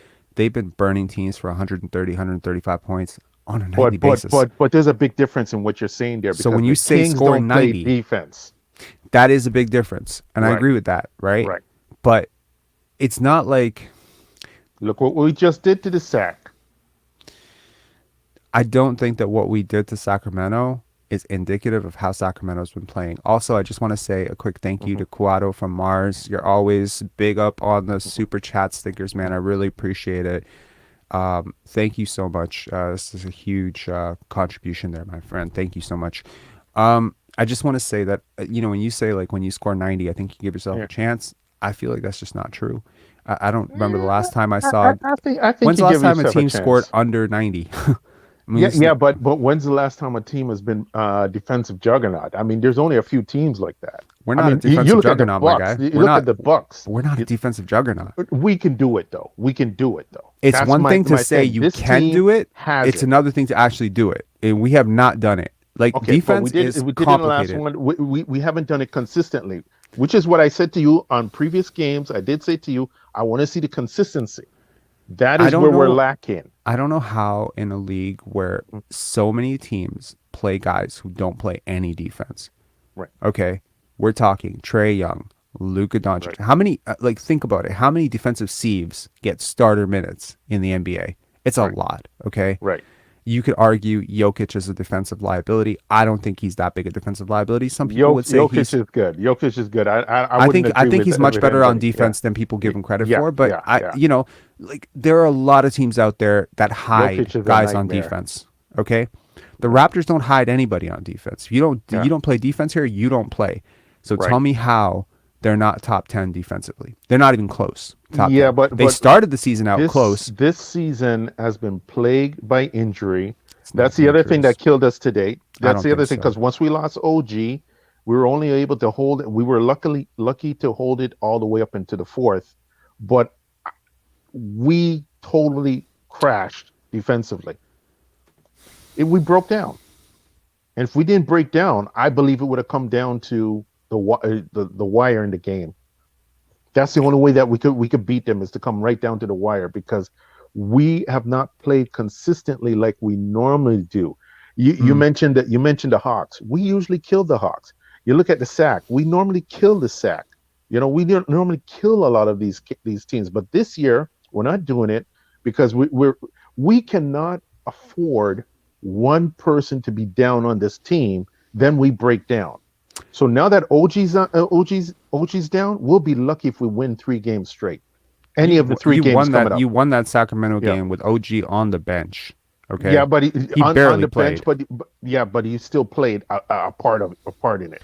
My point is the team is very good when it has all of its parts. This year, one part comes out of it, and we are not as strong as we used to be. But that's true for every single team. That's true for every team. We're short. We need one more person on this team. Just one more. I'm not talking about trading out. I'm talking about somehow we need to get one of our weaker parts out in order to get a stronger part in, which is extremely difficult. I don't see how we're going to pull off a trade like that. It's not that difficult at all. There are a lot of teams that are looking to aggressively tank. I mean, we are talking as a fan base that is sitting almost, I mean, I don't say almost at 500, but we're closer to 500 than a lot of these other teams below us. I mean, there are a lot of teams. I mean, you don't think the Orlando Magic might want to be thinking about moving Jonathan Isaac right now? You don't think that guy would be they're not going to give up Jonathan Isaac for why not? He hasn't played in 3 nobody. Years. They're not going to give it up for nobody. You can't even get him for nobody. But I mean, if you could get him for Kem Birch and Thaddeus Young and a first round pick or something like that, I don't see how they say no to that. I don't see them doing it. Why not? I think people want our bigger pieces. They either want Gary, they want OG, they want Fred. I'm talking about teams Siakam, that are losing. They want Scottie. I mean, I can name it down my hand. They even want Precious, but that, you know what I mean. But the rest of the bench, I'm not so sure that it's such an easy bite. I don't know, man. I think there are a lot of teams that will aggressively move out of talent to tank. And if the Raptors really are serious about winning, I don't know why they would be, but if they are serious about winning with this core and they think that and they agree with you, and I don't agree with you. I don't think we're one piece short. I think we're a superstar short. Okay? I don't think Siakam's it. I don't think Barnes is it right now. I don't think Fred is it. I think all these guys can kind of play nice. If you're saying just going to the playoff, they're sufficient. If you're talking about go all the way, if you're saying go all the way, I'm talking win a round. I'm talking win a round or have a chance to win a round, given where you are right now. For one more piece, yes, they could go deeper. They could go there. Deeper against who, Blackhawk 2K? Hold on. It depends on who. If you could get one more piece. Hold on. Okay, let's. I feel like we need to do the math on this. Okay, last year we ended up. Where did we end up? 5th or 4th? Forget it. We got to the first round and then we were out. Right. Okay. We went up against the 76ers. Okay, right? Fair enough. Right. Did we have home court? No, we didn't have home court, if I remember correctly. Were we 5th or 4th last year? I believe we were 4th. I think the only one we had beat out was the Cavs, and then we went against the 76ers. I think this was against the 4th, 5th. Chat, let me know. Were we 4th or 5th last year? I believe we were 4th. We were 5th. The 76ers were ahead of us, if I remember correctly. Okay. I believe yes, you were. Correct. Because we were 5th. We beat. Okay. Perfect. So we were 5th last year. Yeah. And last year at the trade deadline, as I just said, we were 30-23. Mm-hmm. And then we rallied off in the second half, and we ended up with 48 wins. And we didn't even bring in somebody to help us. Well, we brought in Thad Young. Yeah, I didn't really call that. That was like he played that a was significant... like a forced. That was like a forced trade.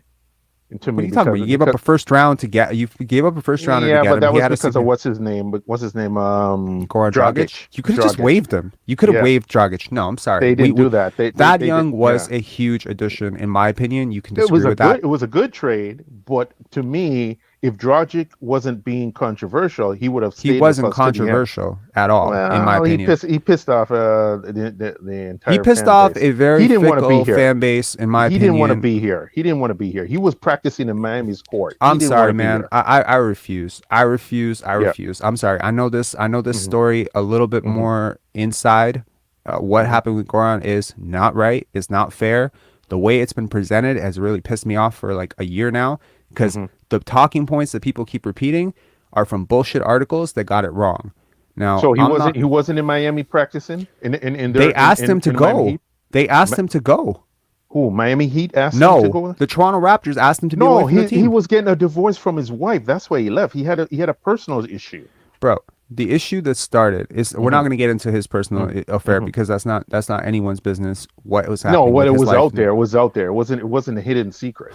What I'm trying to say here is that initially when we traded for him, it was not to keep him. Okay? It was not. We aggressively tried during that trade to actually move him to a third team. Okay? Then we held on to him thinking we could probably play him for a couple games, sit him on the bench, and then trade him to a team that became desperate at the deadline. It never happened. Teams called our bluff. They said, you have no intention of playing this guy. He doesn't fit your system. We're not giving you assets for him. So initially, they probably walked in thinking they're going to get a first rounder or a second rounder for him. They didn't want to take back any salary. They didn't want to take back long-term contracts. They didn't want to take back Davis Bertans. So you end up having to basically trade him with a first-round pick, get a second-round pick, and Thad Young back. I think it's kind of bullshit because Thad wasn't playing for San Antonio, but why wasn't Thad playing for San Antonio? He was one of the best players in Chicago just the year before. Now, he's fallen off a little bit, for sure. His defense has fallen off, but you're not going to tell me he wasn't a big addition. He was absolutely a 6th or 7th man last year in that second half, and I think he was a really huge part of why they won a lot more games. He was solid. Analytically, he was solid. So what I'm saying is, this is totally, we've gone off topic here. The point that I'm making is, you can finish. The point that I want to make is that last year at the deadline we were 30-23, and we probably over exceeded expectations. So management was like, "Hey, vote of confidence. We're going to deal it first. I'm going to get you Thad Young." Yep. This year, we might be 23-30. So completely flipped record, or maybe we're 24-29 or something. It's not going to be 30-23. Yeah, we'll be lucky if now. we're up to 25. We would be very lucky. Forget 7 games over 500. If we end up at 500 at the deadline, it would be a miracle. Now, as people have already brought up, the East is stronger this year. I don't think we have enough games to get up to there. Yeah, I agree. I agree. So where are we at really? What we're talking about is a team that at best is going to be 8th or 7th. At best. We're talking if they have a strong second half. Currently 12th. That's 12th if the Pacers continue to lose and the Bulls continue to lose, we might move up. But there's also the probability that they don't lose as much because Pacers got a little bit of padding on them. Yeah. So my question there is, if you couldn't beat Philadelphia last year, how the hell are you beating Philadelphia or a team like that? We're not going to get a second round exit this time, right? And then usually if you go back in the playoffs, you're hoping to do one deeper at minimum. So if we did first round, we're expecting to get and you might not even make the play-in. Like I'm telling you honestly, right now, we might not make the play-in tournament. Yeah. We are 22-28. I'm still not going to be depressed about it, man. I'm still going to enjoy watching them. Yeah, I'm sorry, man. We can enjoy it for all you like, for sure. We can enjoy it, but this is a team that is 13 games behind the number 1 place Celtics. Well, it's not ideal for us, but hey, for sure. And all I'm saying is that at some point you have to be realistic and say, even if you did make 8th or 7th, is really losing in the first round to the Nets or the Bucks or the Celtics, is that really worth it? Is that progress? It's not progress because Last year, It's you not pushed it to progress. 6 It's only games. experience. You only gain experience. That's about it. I mean, What's the progress is experience? going all the way. Last year you get Yeah. mollywopped by the Sixers. You go Hey, down 0-3. hey, 0-3. experience is experience, regardless of getting mollywop. I mean, like remember the Magic was getting We need to popularize that term. wiped out of the first round year after year, and by us, if I remember. And what happened to the Magic? Did they transcend into a championship organization, or No, did they no, no, no, basically no, fade no, into no. oblivion? They basically retooled completely though. They did a full That's one. putting it very nicely. Well, yeah, I don't like to talk very ill of the dead. You know what I mean? Oh my God, that's like basically ether for them. Anyways, to people who are curious about where the Raptors are in the standings, here's where the Raptors are in the standings. Right, they are firmly out of it now. Just and Magic lost today. Right now, look, here's a way to look at this. You always want to look at the loss column, not the win-loss, not the win percentage. You always want to look at the loss column if you're trying to figure out projections. The Raptors have lost 28. Okay. The Pacers have lost 27. So you might look at that and say, hey, the Raptors are not that far off. But in order to get into the playoffs, you would have to knock out, as the 10th team, you'd have to knock out 2 teams in a do or die situation. By the way, all teams are, I would say, arguably as talented, if not more talented, and all of them shoot the 3 better than you do. The Hawks shoot the 3 better. The Knicks shoot the 3 better. The Pacers shoot the 3 better. And guess what? The Wizards shoot the 3 better too. Okay? And in a quick one-hitter, the reason Raptors, by the way, like to anyone out there who's like, why do we play best of 7 series? Why do we play best of 5 back in the early 2000s? Because of shooting variance. You don't want a team to get hot and beat out a team that is just way better than them because of one game. That's what makes the NCAA March Madness so exciting, because you do have crazy, streaks and flukes. Once you get to 7-game series, flukes are very hard to do. Now, if there's ever going to be a team, in my opinion, that's going to get a fluke win on a team, it's going to be a hot shooting team. It's going to be a really good 3-point shooting team that just catches fire and blows another team out because they just go unconscious from 3. I don't think the Raptors can do that, personally. In a 7-game series, I trust the Raptors defense to maybe pull it together, but I don't trust their isolation scoring. Against those really good teams, those teams with like real legit superstars, I don't trust. And all those top 3 teams have legit superstars. Giannis, Drew Holiday, in my opinion, are stars. Jason Tatum, Jaylen Brown, Kyrie, KD. We've already seen the Kyrie, KD show one too many times this year. I'm sick of that team. I'm sick of watching that team. They're still going to make it up there. They're up there right now, so they're still going to survive. Oh, they're going to survive Kevin Durant being injured because, Kyrie Irving is a legit star. He's enough to hold them. Yeah. He is absolutely enough to hold him. Him, Ben Simmons, like Nick Claxton. They've got talent. But what is interesting to note is Yuta Watanabe without Kevin Durant. Those percentages are finally falling down, right? Yeah. So, you gotta see it. Like, you gotta see everybody looks like a superstar if you have Kevin Durant and Kyrie Irving in it. Other people look better. You look at Claxton. Claxton looks like a monster this year. That's because he's riding on that team. Now, he has changed his attitude. He's not the same Claxton. Mm-hmm. He has a more vicious demeanor, but we were trying to trade for him last year? We were trying to trade for him last year? Yeah, I heard we were trying. I would have loved that. I would have loved that. But I had the feeling that, first of all, some of his aggression, I think it's against us specifically. He has a beef against us for some reason. He's been amazing all year, man. He's one of the top, I wouldn't think, top 7, top 8 candidates for Defensive Player of the Year. He's been amazing. Amazing. Big attitude. He's a really big part of why they've turned it around. I think him and Ben Simmons just provide such godly defense for that team. They're legit. I would give it to him. I wouldn't even give it to Ben Simmons, because even now they still take Ben Simmons as a liability in there, and they pull him defense? Out. Not to the game in general. Even though they have him there as defense, they have had to pull him out just to protect the lead that they got. Sometimes Ben Simmons is a little bit of a liability to that team, and they know it. They know how they're hiding him, and that's what they're doing right now. So And it's nothing personal against Ben Simmons. I think it's just going to take him one more year to get fully back on track. I don't think he's got it 100% back yet. Well, He he's looks definitely nice. not Yeah. 100%, but you are Well, talking yeah, about but a that's former the All thing. NBA guy, right? That In his prime. I don't care about the all NBA stuff. I'm looking at is he 100% ready for them? Okay, And Jacques Vaughn is finding good ways to get this guy reintroduced to the team, but they don't got him 100%. I don't think he's better until next year.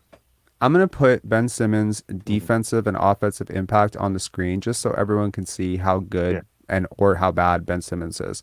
So this is pretty much where Ben Simmons is at. Obviously, shot quality, 3-point attempt rate, and these things are always going to be low for him. But look at the defense. If he was on the Raptors, he would be your best. He would be your best defender in the 92nd percentile. Yeah, but we got on a good defense. defender already. He's well, better. we'll take him. We'll take him if you want to be a defender. But at the same point, you want a controversial take? Ben Simmons is better than Ben Simmons is better at defense than every single player on this team. Better. Yet we sure. still have the ring. I gotta throw that back at you, man. Come on. He's 25, 26 years old. I've never understood. But we went through him, and that's what I'm saying, because it's still basketball is still a game of a mental head game. And I believe that another team can outsmart them easily. If the Celtics can take him, the Bucks can take him. Come on, and they will do it without being a friendly game. It's gonna be let's say, it's not even Giannis now. I mean, like, you look at the Bucks, it's just shooters all around on the Bucks right now. They'll destroy them.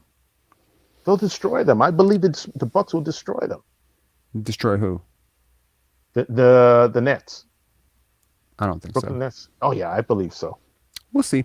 I mean, that's something I'm willing to see play out, but I don't think so. That's all I want to hear. You said we'll see. All right, we're going to be watching this at the end of the season. So I honestly think it's like whoever finishes second, third, doesn't matter. I think the Celtics are the team to beat. I think if I'm picking a second team that I really think could be sneaky amazing, I think the Cavs could be amazing. No. You don't think so? Fool's gold. Okay. Fool's gold. Why? Fool's gold. Why? What do you not like about them? They're still not ready. Interior defense. Don't matter. They're still not ready. They're still veteran not ready. leadership.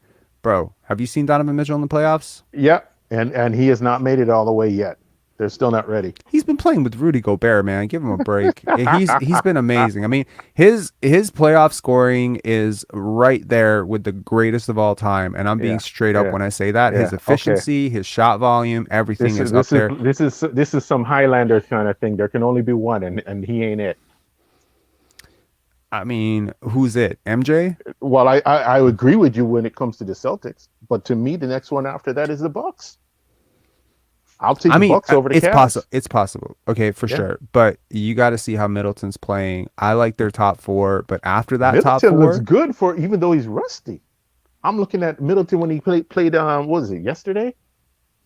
He's rusty and he was still playing good. There's a lot of injury concerns with that team, in my opinion. Middleton is I'll give you that. Middleton is a closer for them.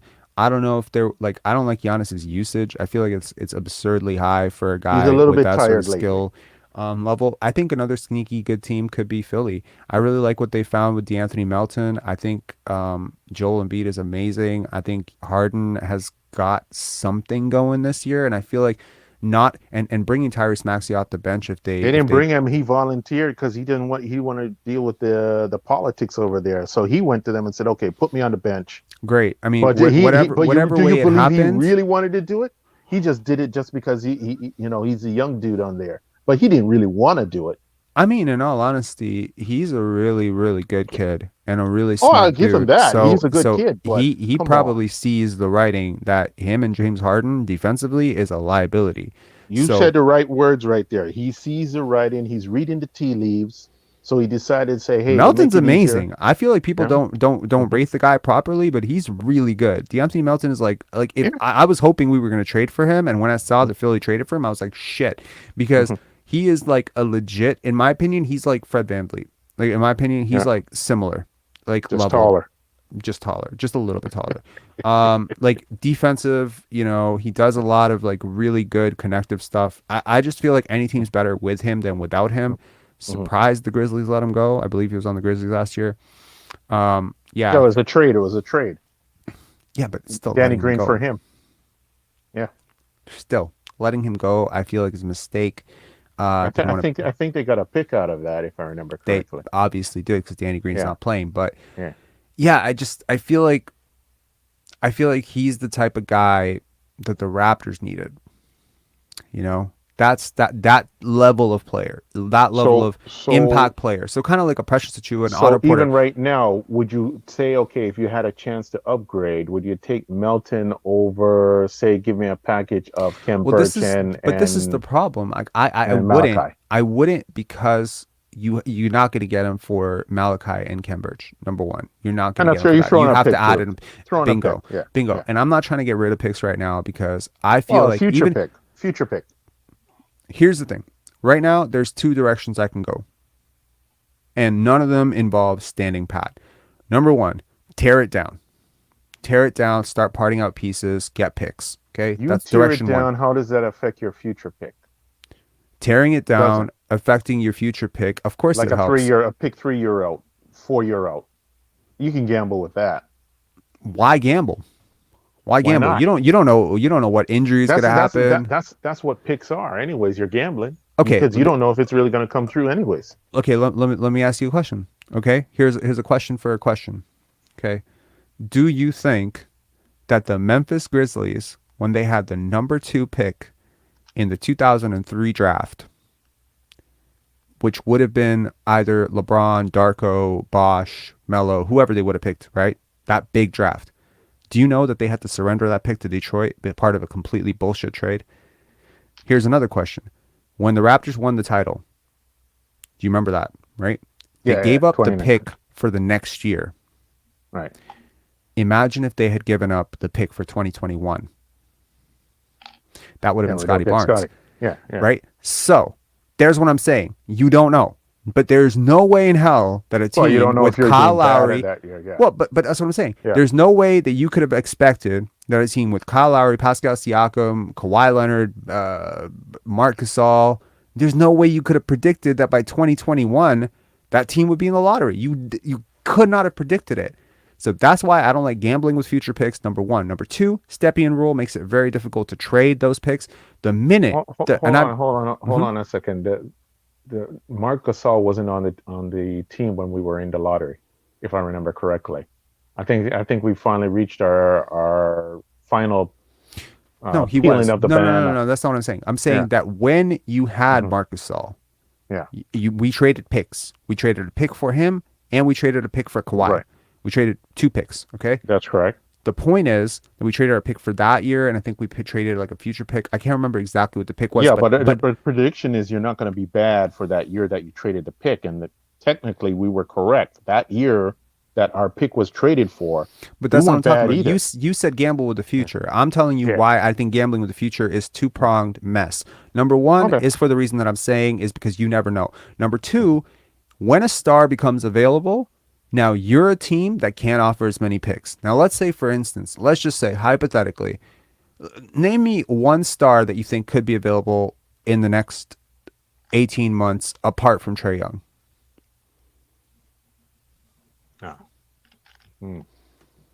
I'd say Shea because OKC usually bites depending on whatever you're offering them. All right. So Shea Gilgeous-Alexander. And honestly, Basketball Zone right here with this comment, they should know because they traded a pick for Kevin Huerter and it's creating all sorts of issues now.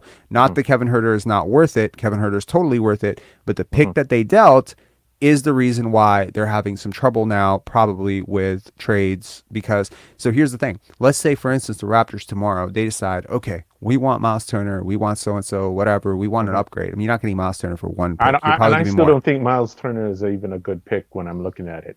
I think he's really good, but we can agree to disagree on that. He's good, but I don't think he's the one that we need. Okay, that's fair. I mean, I think he's exactly what we need, but sure. Yeah. So what I'm saying is, let's say, for instance, you want an upgrade like a DeAnthony Melton or something like that, and you say, let's just give up a 2025 first round pick, because we're not going to be bad in 2025. Scottie's going to be in his prime. OG's good. Gary's good. We're a young team. We're going to be like a really good team then. And let's say you don't protect it. Let's say you don't lottery protect it or top 5 protect it. Let's just say you offer really top 3 wild. protect it. It really Okay. is wild. Yeah. Forget the protection. Here's what I'm saying. Now, when Shea becomes available, guess what? You can't trade 2025. But you know what else you can't trade? Can't trade 2026 either. You know what else you can't trade? Can't trade 2024 either. So the next pick that you can trade, because of the Stepien rule, you can't trade 2 back-to-back picks. Right. So the minute you today, in current moment, Well, you can pick swap. you can swap, yes. Yeah, So you can offer that's a swap. the only way to get it. That's the only way to get But around here's it. the double whammy for the Raptors. Mm-hmm. Offering pick swaps usually is not going to help you. I'll tell you why. Because most teams around the league, even when we're bad, don't expect us to stay bad. It's like the Warriors. If the Warriors right now, think about like the Lakers are a dumpster fire, right? The Lakers are a shit show. So when the Lakers talk about 2027, you're like licking your chops, like, man, that could be a really good pick. But when the Warriors dangle 2027, like you're like, I don't know. Maybe I'm banking on Curry being like out of the league or something. But like this is a team that's progressive. Even that's not a good bank. Even that's not a good bank because you got Jordan Poole growing up in his shadow right now. Exactly, and that's my point. Competent organizations always have a reduced like you always have a premium on future picks for bad teams. But the Raptors are not a bad team. They do not draft poorly. And they do not build poorly. And so other teams are going to look at your 2025 pick and they're going to value it less than Atlanta's 2025 pick. They'll value it less than Sacramento's 2025 pick. One exception to the rule. I don't think we drafted good when we took DeJuan Hernandez. That was a 58th pick. How many 58th picks are in the league right now? Hey man. I'm just saying, man. I just think we didn't hit good on that because we didn't even get anything really fruitful on that. 58th pick. I don't even think we got good on picking Malachi, to be honest. Okay, that for sure. But I looked at Malachi's analytics. No offense, Malachi. If you and your team is listening, no offense, but you're sitting on the bench too much. I mean, if I got any words for Malachi, it's basically tell your dad to stop comparing Scottie Barnes to Dennis Rodman. But my point is, we know why he did that. Okay, he's just saying that he can pick up. He wants Malachi to be the point guard. He wants Malachi to be point. No. Well, that's another thing. Well, actually, you know what? I'll give you that. But basically, he's saying he's a rebounder. But I'm telling everybody, Scottie's not the one to be. Scottie's not the one to be the rebounder. It really is Precious. If Precious becomes the main rebounder on this team, it's going to unlock everything because Scottie and Pascal are in the habit of taking rebounds. That's good already. But we need somebody else who wants to be a star in that role and just do it. We'll be good. Gotcha. All right, Blackhawk 2K. Thanks for calling in. This is like 2:23. I'm gonna get to the video breakdown and stuff. But thanks for calling in as always. Always a interesting chat. I love that we disagree about stuff. It's always fun. Oh yeah. All right, thanks, man. Safe in Switzerland. All right. Cheers, man. Bye. Cheers. Bye. All right. So, I mean, we're gonna get into some Scottie talk here. So I made a post. I'm gonna read it. For those of you who don't follow us on Instagram, you should post like, I think, good content every single day. Every thought that pops into my mind ends up on Instagram via story. But I do want to sort of share this, and I hope it hasn't expired yet. But it is effectively, it has expired. Okay, so I'm going to do this from memory. Scottie Barnes has what I call 5 swing skills. Okay, this is the segment of the video where I want to talk a little bit about Scottie. I want to present a few videos. I want to talk a little bit about him, and probably I want to say for an hour, we're at 1:42 right now. Probably for the next 15 to 16 minutes, it's going to be a lot of Scottie talk. Okay, so where is he? I mentioned earlier that I genuinely believe that his impact on winning the last 15 to 20 games. 15 games or so, has been borderline top 30 player. Top 30, I'll go as low as 35. But he's been there. He's been that good. Offense, defense, playmaking, scoring, efficiency, rebounding, intangible stuff, connective stuff. His impact on this game has been enormous. It has offset a lot of the defensive issues that the Raptors have had because they're in these games. And frankly, fans don't dig too deep when you're winning games or you're winning like by 2-3 points. They're not digging into, okay, well, how bad was the defense? But if you really look at the Raptors defense the last month, it's been really bad. If you look at Pascal Siakam, he hasn't been great. So what's been the really big shift for the Raptors this month? Really, it's been a lot of Scottie ascending up, Precious coming back, Fred VanVleet, shooting a lot better. I think that's a big reason why the Raptors are in a lot of these games and even winning some of these games. In terms of swing skills, here's what I like to talk about in terms of player development. Swing skills are, for me, on-off valves for an offensive player through which you can exploit defenses. I'll give you an example. Consider like a non-shooter, like a Ben Simmons, right? A big swing skill for him would be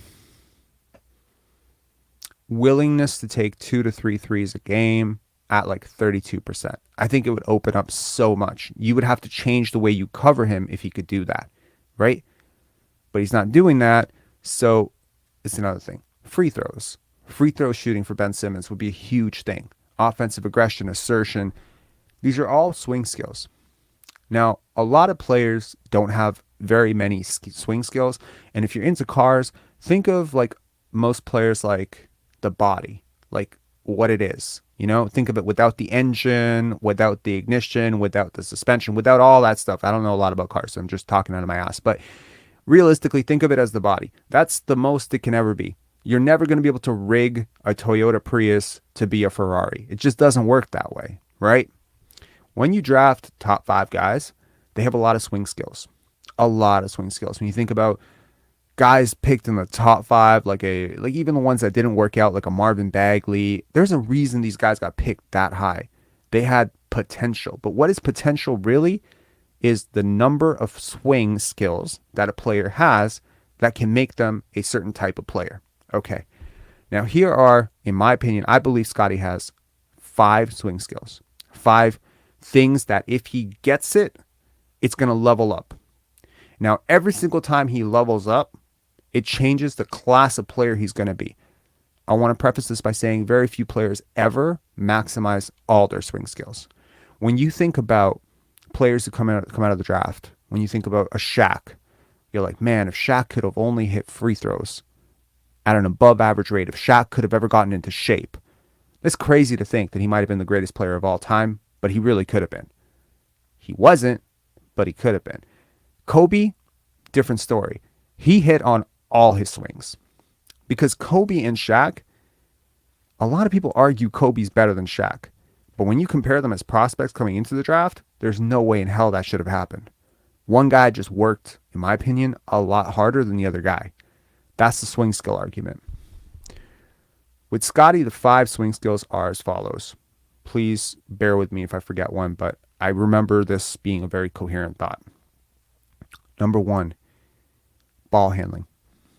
And I don't mean any kind of ball handling. I don't mean like good enough ball handling to bring the ball up the court or good enough ball handling to beat a center off. No, I mean elite ball handling. Clutch Tatum says, is there a swing skill for being smart? Yes. So that's the other part. When you're 21, your brain hasn't expanded properly. We're still going to do that neuroscience talk that we promised to do with Catherine. It's just working on it. Slowly we're going to get to it, but we're going to do that at some point. Intelligence is the next one. Experience, reps.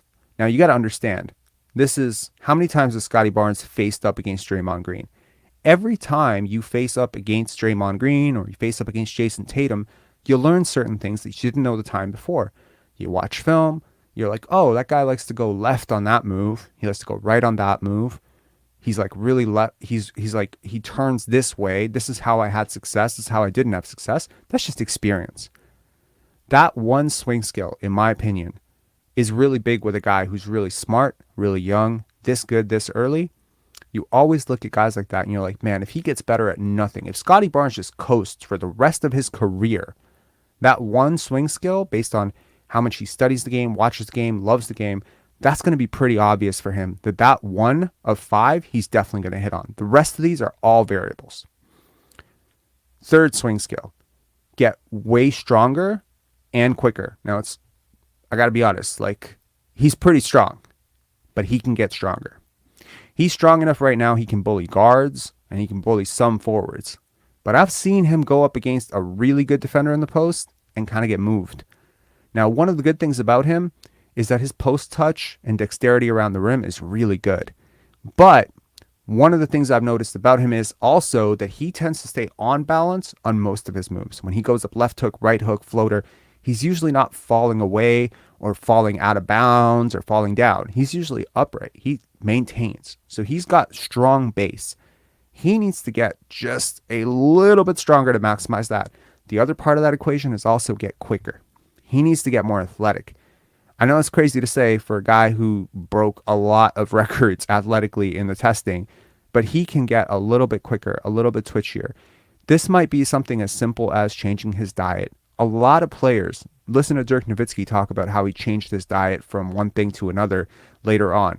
Yeah, Billy says he's already strong. I agree, but there are levels to this, okay? He can get strong enough to body centers without losing quickness while gaining quickness.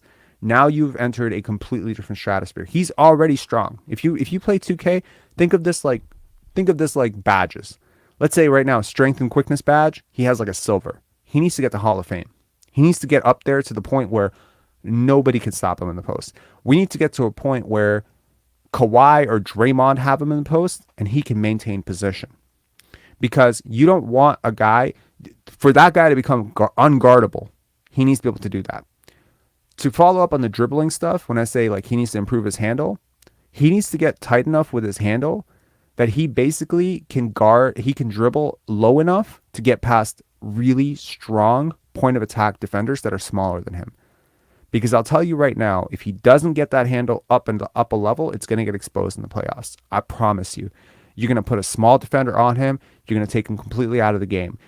He needs to get tighter with the ball. The ball needs to be on a string. I love the work that Brian's doing with him. He needs to continue it to get better. Because that ball handling, if it's like a 6 out of 10, it needs to get to a 9 out of 10 for him to be like really elite as a playmaker. And believe me, once he gets more comfortable with the ball, I'm going to show you a passing demon is a player that I'm going to compare him to. You'll see that guy has the ball on a string. So when he can get his ball handling up to that level, everything that he's seeing, the vision, the passing, all that stuff, it's going to be that much quicker, that much better, that much more dynamic. He could be like 10, 12 assists a game. It's crazy. One more thing. Fourth swing skill, 3-point shooting. It needs to happen. Now, I'm not talking Steph Curry. It's never going to be Steph Curry. We know that. But we're talking respectable 3-point shooter. Okay? We're talking 35, 37% from 3 on a decent volume. By decent volume, I mean 4 to 5 attempts a game. Minimum 4 to 5 attempts per game. His shot quality has always been one of the worst parts of his game. It needs to get up there. We need to see less mid-range shots, more of that. Well, not necessarily less mid-range shots, but we need to see more three-pointers taken. Different types of three-pointers. He needs to develop spots on the court where he's dynamic and dominant from 3. Needs to have the ability, if he's going to be a go-to scorer and a go-to closer for you, to be able to do what he did tonight. Remember that pull-up 3 that he had? He needs to be able to do that consistently. Dribble, back, 3. That needs to be a threat, because the minute that's a threat, suddenly the driving games open up. Now the driving game, the minute he gets past his man and forces a second defender, all the passing stuff is going to open up for him. The final thing, the final swing skill, the 5th swing skill for Scottie Barnes is mid-range, high post dominance. We're talking the Kawhi package. We're talking he can go left over shoulder, fade away left, fade away right, off the corner. He can pull up, he can step back, all that entire range. Kind of like where Gary's at, but way more advanced. Like DeMar, Kevin Durant, not quite that level, but close to that level, because he's got a lot of package. Like he's got a lot of advantages that DeMar doesn't have. He's taller than DeMar, he's stronger than DeMar, he's more like he's got advantages in that area that he can get more separation. He's got way more height in terms of his release. He can get so good in that area. So once he puts all of those swing skills together, now I want to be clear. if he hits on 1 out of 5, which I believe is the baseline, that's the minimum he's going to get, because the experience and the reps, that's going to come. That's 100% going to come. Okay? I think it's a fringe all-star. Every year, he's going to be a top 35 to 40 player in the NBA. Every year, you could argue that there's 40 all-stars and 25 to 26 get selected, right? So I think top 40 player is the floor for how good Scottie Barnes could be. I really believe that. I'm not gassing. I'm not lying. I just think that's where he's at, right? If he gets 2 out of, and it doesn't matter which 2, any 2, if he just becomes more experienced and he becomes a great 3-point shooter, but he maintains all the other stuff about his game that's so good, like the passing, the rebounding, the defense, all that stuff. If he just becomes a 35 to 36% 3-point shooter on decent volume, I think he levels up to multi-time all-star. Like 2-3 selections with 2 out of 5, guaranteed, in my opinion. What kind of career arc is that? Al Horford like? Kind of like that level, you know? Probably retire with like 45 warp, ton of win shares, good impact, but, you know, couple all-stars. Joe Johnson, like that, you know? Like solidly 2-3 all-star games, but nothing more than that. 3 is where the dam breaks open. Because 3, we're talking Hall of Fame lock at that level. Hall of Fame lock. Okay. Probably like 7-8 time all-star. Maybe 10 time all-star. We're talking Chris Bosh. Chris Bosh. Who else? Chris Bosh, Carmelo Anthony, maybe not Melo. No, not Melo. Carmelo. I think Chris Bosh. Like, that's the level that I'm talking about. Melo's controversial for a lot of different reasons, but I don't want to say that he would be on Melo's level for that. Like, Melo is a hell of a scorer. People don't remember that clearly, but he was. So I want to say Chris Bosh, Pau Gasol. There we go. Locked for Hall of Fame, won championships, not as the lead guy necessarily, had big dominant seasons, 8 to 10 all-star games. Okay. 4. If he gets 4 out of 5, let's say he does everything, but he never figures out the 3-point shooting. Or let's say he does everything, but he never gets stronger and quicker. Or he does everything, but his handle is always kind of suspect. If he just gets to 4 out of 5, I think he's an MVP candidate through most of his prime. And when I say that level, I'm talking Charles Barkley. MVP winner, MVP candidate. Charles Barkley, 1987 to 1993, was, in my opinion, the second or third best player in the NBA. Some people don't remember him that way. I don't give a shit. I know what I saw. He was great. Okay? That's 4 out of 5. 5 out of 5. Let's say he hits on all of it. Let's say he does every one of these swing skills. If he gets to 5 out of 5, I'm legitimately not gassing you. I say top 15 player of all time. That is my mic drop moment. I can't really drop this mic because it's stuck here. I can't drop it. But that's where I see this going. Because at 21 years old, he's drawing the praise of Kevin Garnett, Kevin Durant, Jason Kidd, Kyle Lowry, Vince Carter. All the greats are commenting on him. Magic Johnson, Jason Kidd. Everyone's talking about him. And they see the greatness coming. Even his haters see the greatness coming. Watched an interview with Doug Smith. We're going to get to a little bit of that. Let's get to some video here. So now I want to talk about an interesting comp for Scottie Barnes on both offense and defense. But first, let's listen to what Doug Smith had to say, because I think, I don't know. Why am I giving this guy clout? Why do I even care what he has to say? I don't know.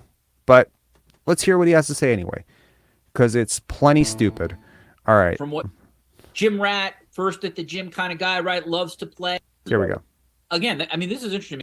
A guy. He doesn't, like I said, early in the year, there was a sense of, players are telling me there's a sense of entitlement to the guy. Like, they've been blowing smoke up his butt for a year.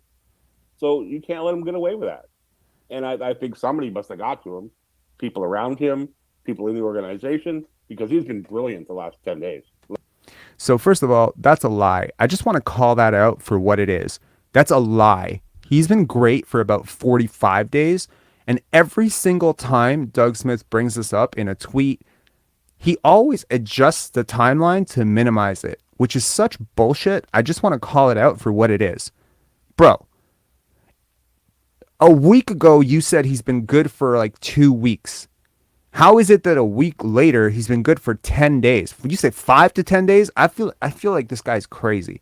He's been great for about a month and a half now. We're at the end of January. He's been dominant for all of January. Just to give you an idea of just how dominant he is. Now, some people don't subscribe to crafted offensive plus minus. I do. Okay. Let me tell you where he was at. He was at 62%, 62nd percentile offensive plus minus in terms of crafted. His impact metrics were down, shooting percentage, true shooting percentage, shot quality, playmaker, everything was down. Okay. We're talking, it was bad. That was after his really bad November where he really struggled. He had injury issues. Siakam was out. There's a lot of stuff that went into that. 62nd, 63rd percentile, went up to 65th percentile. I was like, oh man, like this is not bad, but this is not great. He went up to 68th percentile, 70th percentile, 73rd percentile, 75th percentile to this point where right now, before this game, which was a really good game for him, he was at the 78th percentile. Do you know how hard it is to go from basically being in the high 50s, low 60s to almost 80th percentile? Every percentile you go up, it becomes harder and harder and harder. I don't know if this guy failed math or if he failed life, but seriously, Scottie Barnes has been really good for a long time. But the grander point of what he was talking about, apart from his absolutely horseshit idea of trading for Chris Paul, I don't know if Doug Smith knows how the cap works or if he's checked Chris Paul's salary, but you're not getting Chris Paul without gutting like your team because he makes a ton of money. I don't know if Doug Smith realizes that. You'd have to trade pretty much Siakam or you have to trade Gary and OG. Like, I don't know if this guy's like losing his mind or something, or he doesn't realize we're going to have to trade his boy Fred VanVleet. But the grander point of this video, which was absolutely bullshit, was that he's talking about Barnes' work ethic again. Because they are uniquely skilled at what they do. I think they can, but I think it's going to be on Barnes to adapt. I think Pascal is smart enough and adaptable enough that he will subtly change his game if he has to. But I think Scottie Barnes is an intriguing guy to me. Okay. So by the way, in this interview, he does talk about how, look, I don't want to give this guy clout. I actually feel really good that I'm getting views on his video, and I feel like it's a little unethical for me to be playing the whole video. I'm not going to play the whole video. I'm just playing you a snip. But like, it's really bothering me that this guy, he's talking about how Siakam is him, right? He's talking about that. But it's interesting how right towards this guy from The Athletic just get off and let him shoot. Last year they were getting up on him. He was blowing by him because that's what he does. This is him talking about how he's been worse. His game. But then the other guy just pretty much owns him. Get the ball at and this is, I don't know how much time he spent on that last summer. I'm told. Here we go again. Bottom line, and I don't know how much time he spent on that last summer. I'm told not a ton, but he's got to get in the gym every day this summer and shoot 5,000 jump shots. And can you imagine a guy who probably hasn't done 2 sit-ups in his whole life telling a guy to get 5,000? Bro, just drills right across the floor. Yeah. Make the left-hand turn and go to the basket. And when he does that, he's dominant. Listen to that interview. Yeah. But I think he's 21 years old, second year. The skill set says he's going to be a multi-time All-Star. But we've seen a lot. Whenever someone says but, what they're really trying to say is what follows the but. The woods are littered with carcasses of great athletes who never became great basketball players. My man said carcasses. The woods are littered of the carcasses of great. This guy's a troll. He does not deserve even one more second of this. I'm just going to pull him off. The grander point was the guy that he was on the interview with actually said. I get that. Here we go. Siakam is the more sure thing in terms of when you need a basket, and certainly against Sacramento, he really could do what he wants.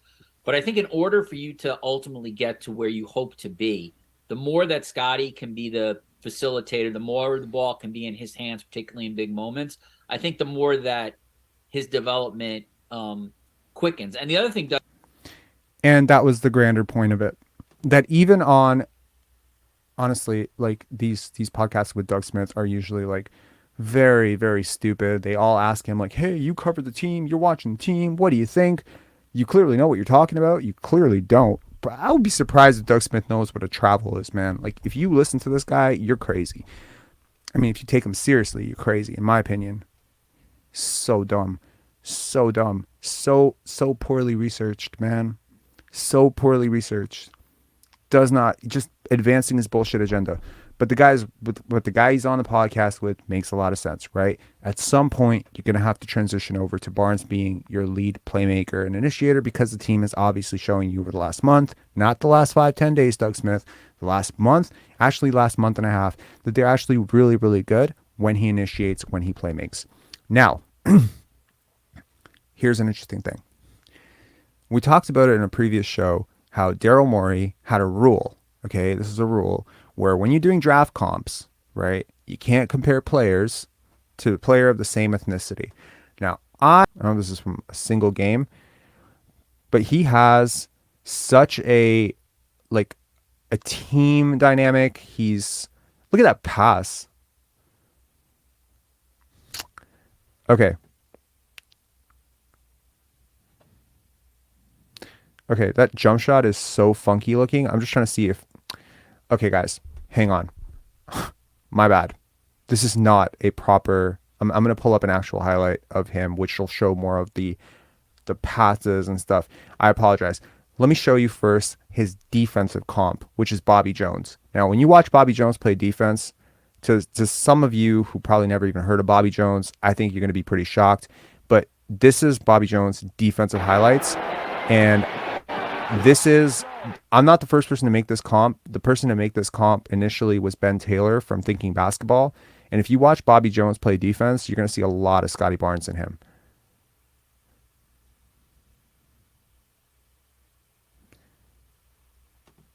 Again, not an obvious comp. Now, let me just pull up Bodiroga's career highlights.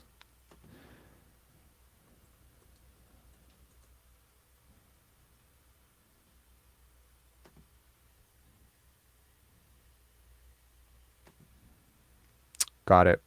Top 10 plays. Just let me download it real quick. I'll pull it up for you guys.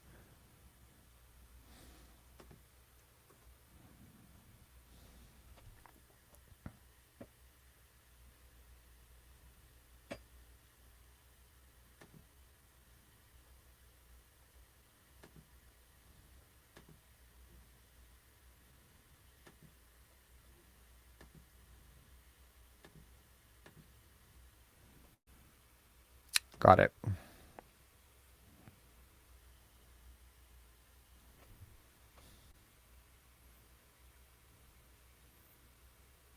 He was just so switchable on defense. It's one of the things that people just don't realize is like he was this like utility knife on defense. Look at the block there. Like so much. He is a Hall of Famer, by the way, guys. He's someone that's widely considered one of the greatest defenders of all time. People don't necessarily remember him as much. I don't know why though. He's so good defensively, and every time I watch Scottie Barnes, I'm like, God damn it, like that's Bobby Jones. It's like channeling Bobby Jones is so good. All right. Love it. Okay, now let's pull up like the Bodiroga highlights. I apologize for the first video. That was really not the version of him I wanted to show you guys, but this is.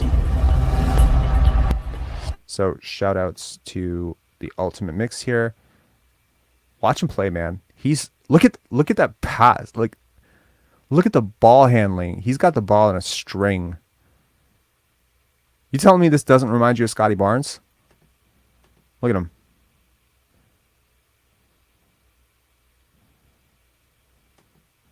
Okay, this play, honestly, I put Run This Town to it, like the Rihanna song. Just watch the handle here. Look at this. Boom. Boom. Look at that pass. Head up the whole time, jumbo playmaker. Just watch this. And he's wearing number 4. And to anyone saying like that he's not like if Scottie can get his handle to where this guy had his handle for his career, his passing is like very similar. And his vision for the game and the style that he wants to play, they both obviously watched a ton of Magic Johnson play.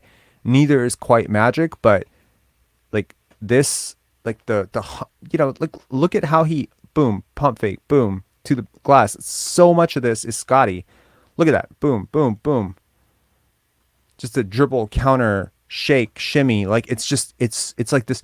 Like that's what I always loved about Bodiroga's game is like, yeah, he goes up and under a lot. So does Scottie. And they both have kind of funky jump shots too. I mean, Scottie's actually, like in my opinion, you want my honest opinion, I think Scottie's jump shot is more mechanically sound. And look at some of these passes, man. Like, I mean, it's crazy to me how underrated he was, but to those who actually watched him, look at that pass. Scottie's throwing one of these every single game now, where it's just like in the paint, boom, dart, boom, off the corner. I'm just waiting for Scottie to throw it over the head. I feel like Nick Nurse is going to bench him the second he does that. And the other thing that I think maybe is a little bit underrated about Yugoslavian players, a lot of them are, there's that old stereotype about European players being really soft. A lot of people have that idea about players, like, oh, this guy's really soft.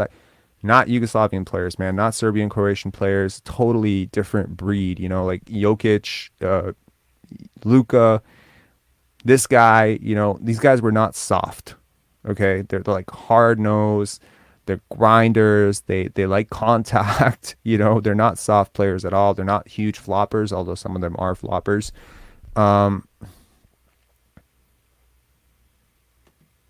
Ryan, thanks a lot, man. I appreciate it. And this guy's just like, he's all emotion, And to anyone who says he didn't do this against really good competition, man, like he destroyed Team USA. Like he dissected them. And that was some of the best players in the world. And they couldn't really do anything about him. Boom. You telling me that's not Scottie? Isn't that like so much of what Scottie would do in that exact situation? Boom, pump fake, pass, open. Okay.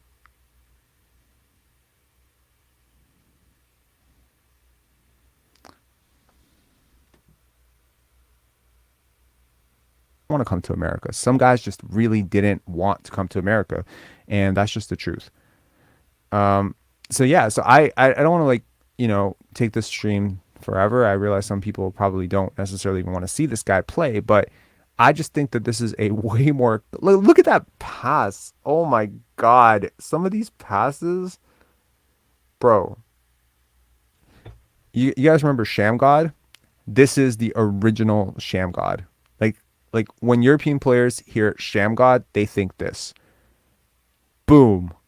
It's just, if Scottie can get this part of the game, this shit on a string, it's over. I'm telling you right away that one skill will create so many angles. And it's just, Scottie's 10 times the athlete that he was, right? Dejan's like, he's not anywhere close to the athlete that Scottie was. So for him, it's like every one of these things is going to be amplified bigger. But the vision for the game, the feel. That's funny. Is that an actual quote? You know the vibes. Is that an actual quote? So it's just, like you can't.